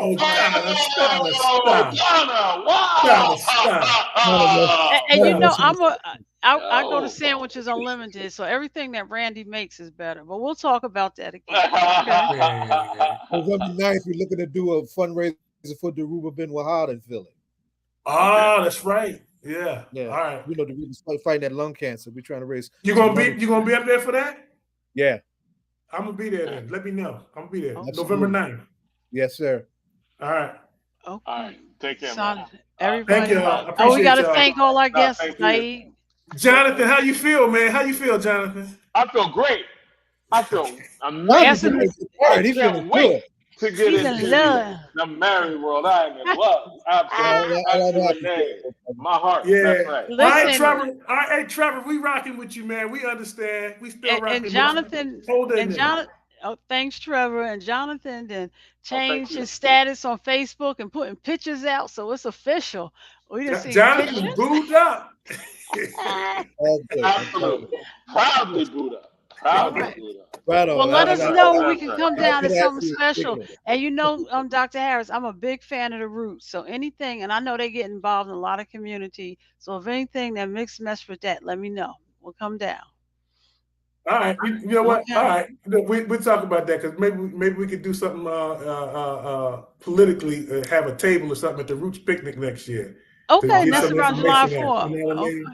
Yeah. All politics, and don't forget, this time next year, next month, the New Jersey League of Municipalities will be going on. And for those who are interested in policy and never went to that, it's in Atlantic City, and that's where Jersey policy is generally dealt with. So it's it's at I'll send the dates and everything, but consider going down for a day. It's really good. Well, please do, and talk to us more about that, Donna. We'll definitely because that's stuff that we should have on the show more anyway. So I appreciate that. Okay. So let's thank the disciples, all of our guests who are on for the really cool part about important segment on voting and voting rights and gerrymandering and redistricting in Jersey City. I thought that was just a really interesting story and a great lead into what we talked about here. Thank you much, Dr. Harris, for coming out and enlightening us again, as you always do. We got to get you back on more often. We got to get your friends on back because I need to get in touch with you just to get all your friends on as well, because some fantastic people that you've just given us to have on on your show. We need to get Christopher Parker time and again. Now we ain't got too many folks doing what he does. Say that again. You get Christopher Parker on. We don't have a whole lot of folks doing what he does. Oh yeah. I'm gonna put you on touch with him. Close the show. That's important. Thank you, everybody. John, close it. All right. Well, thank you. All right, thank you. And wait, Dr. Harris. No, I said thank y'all. Okay. All right. Just waiting for him to go Take care. online. Okay. End in the stream now. We're It's sitting not. there. Don't stop. You don't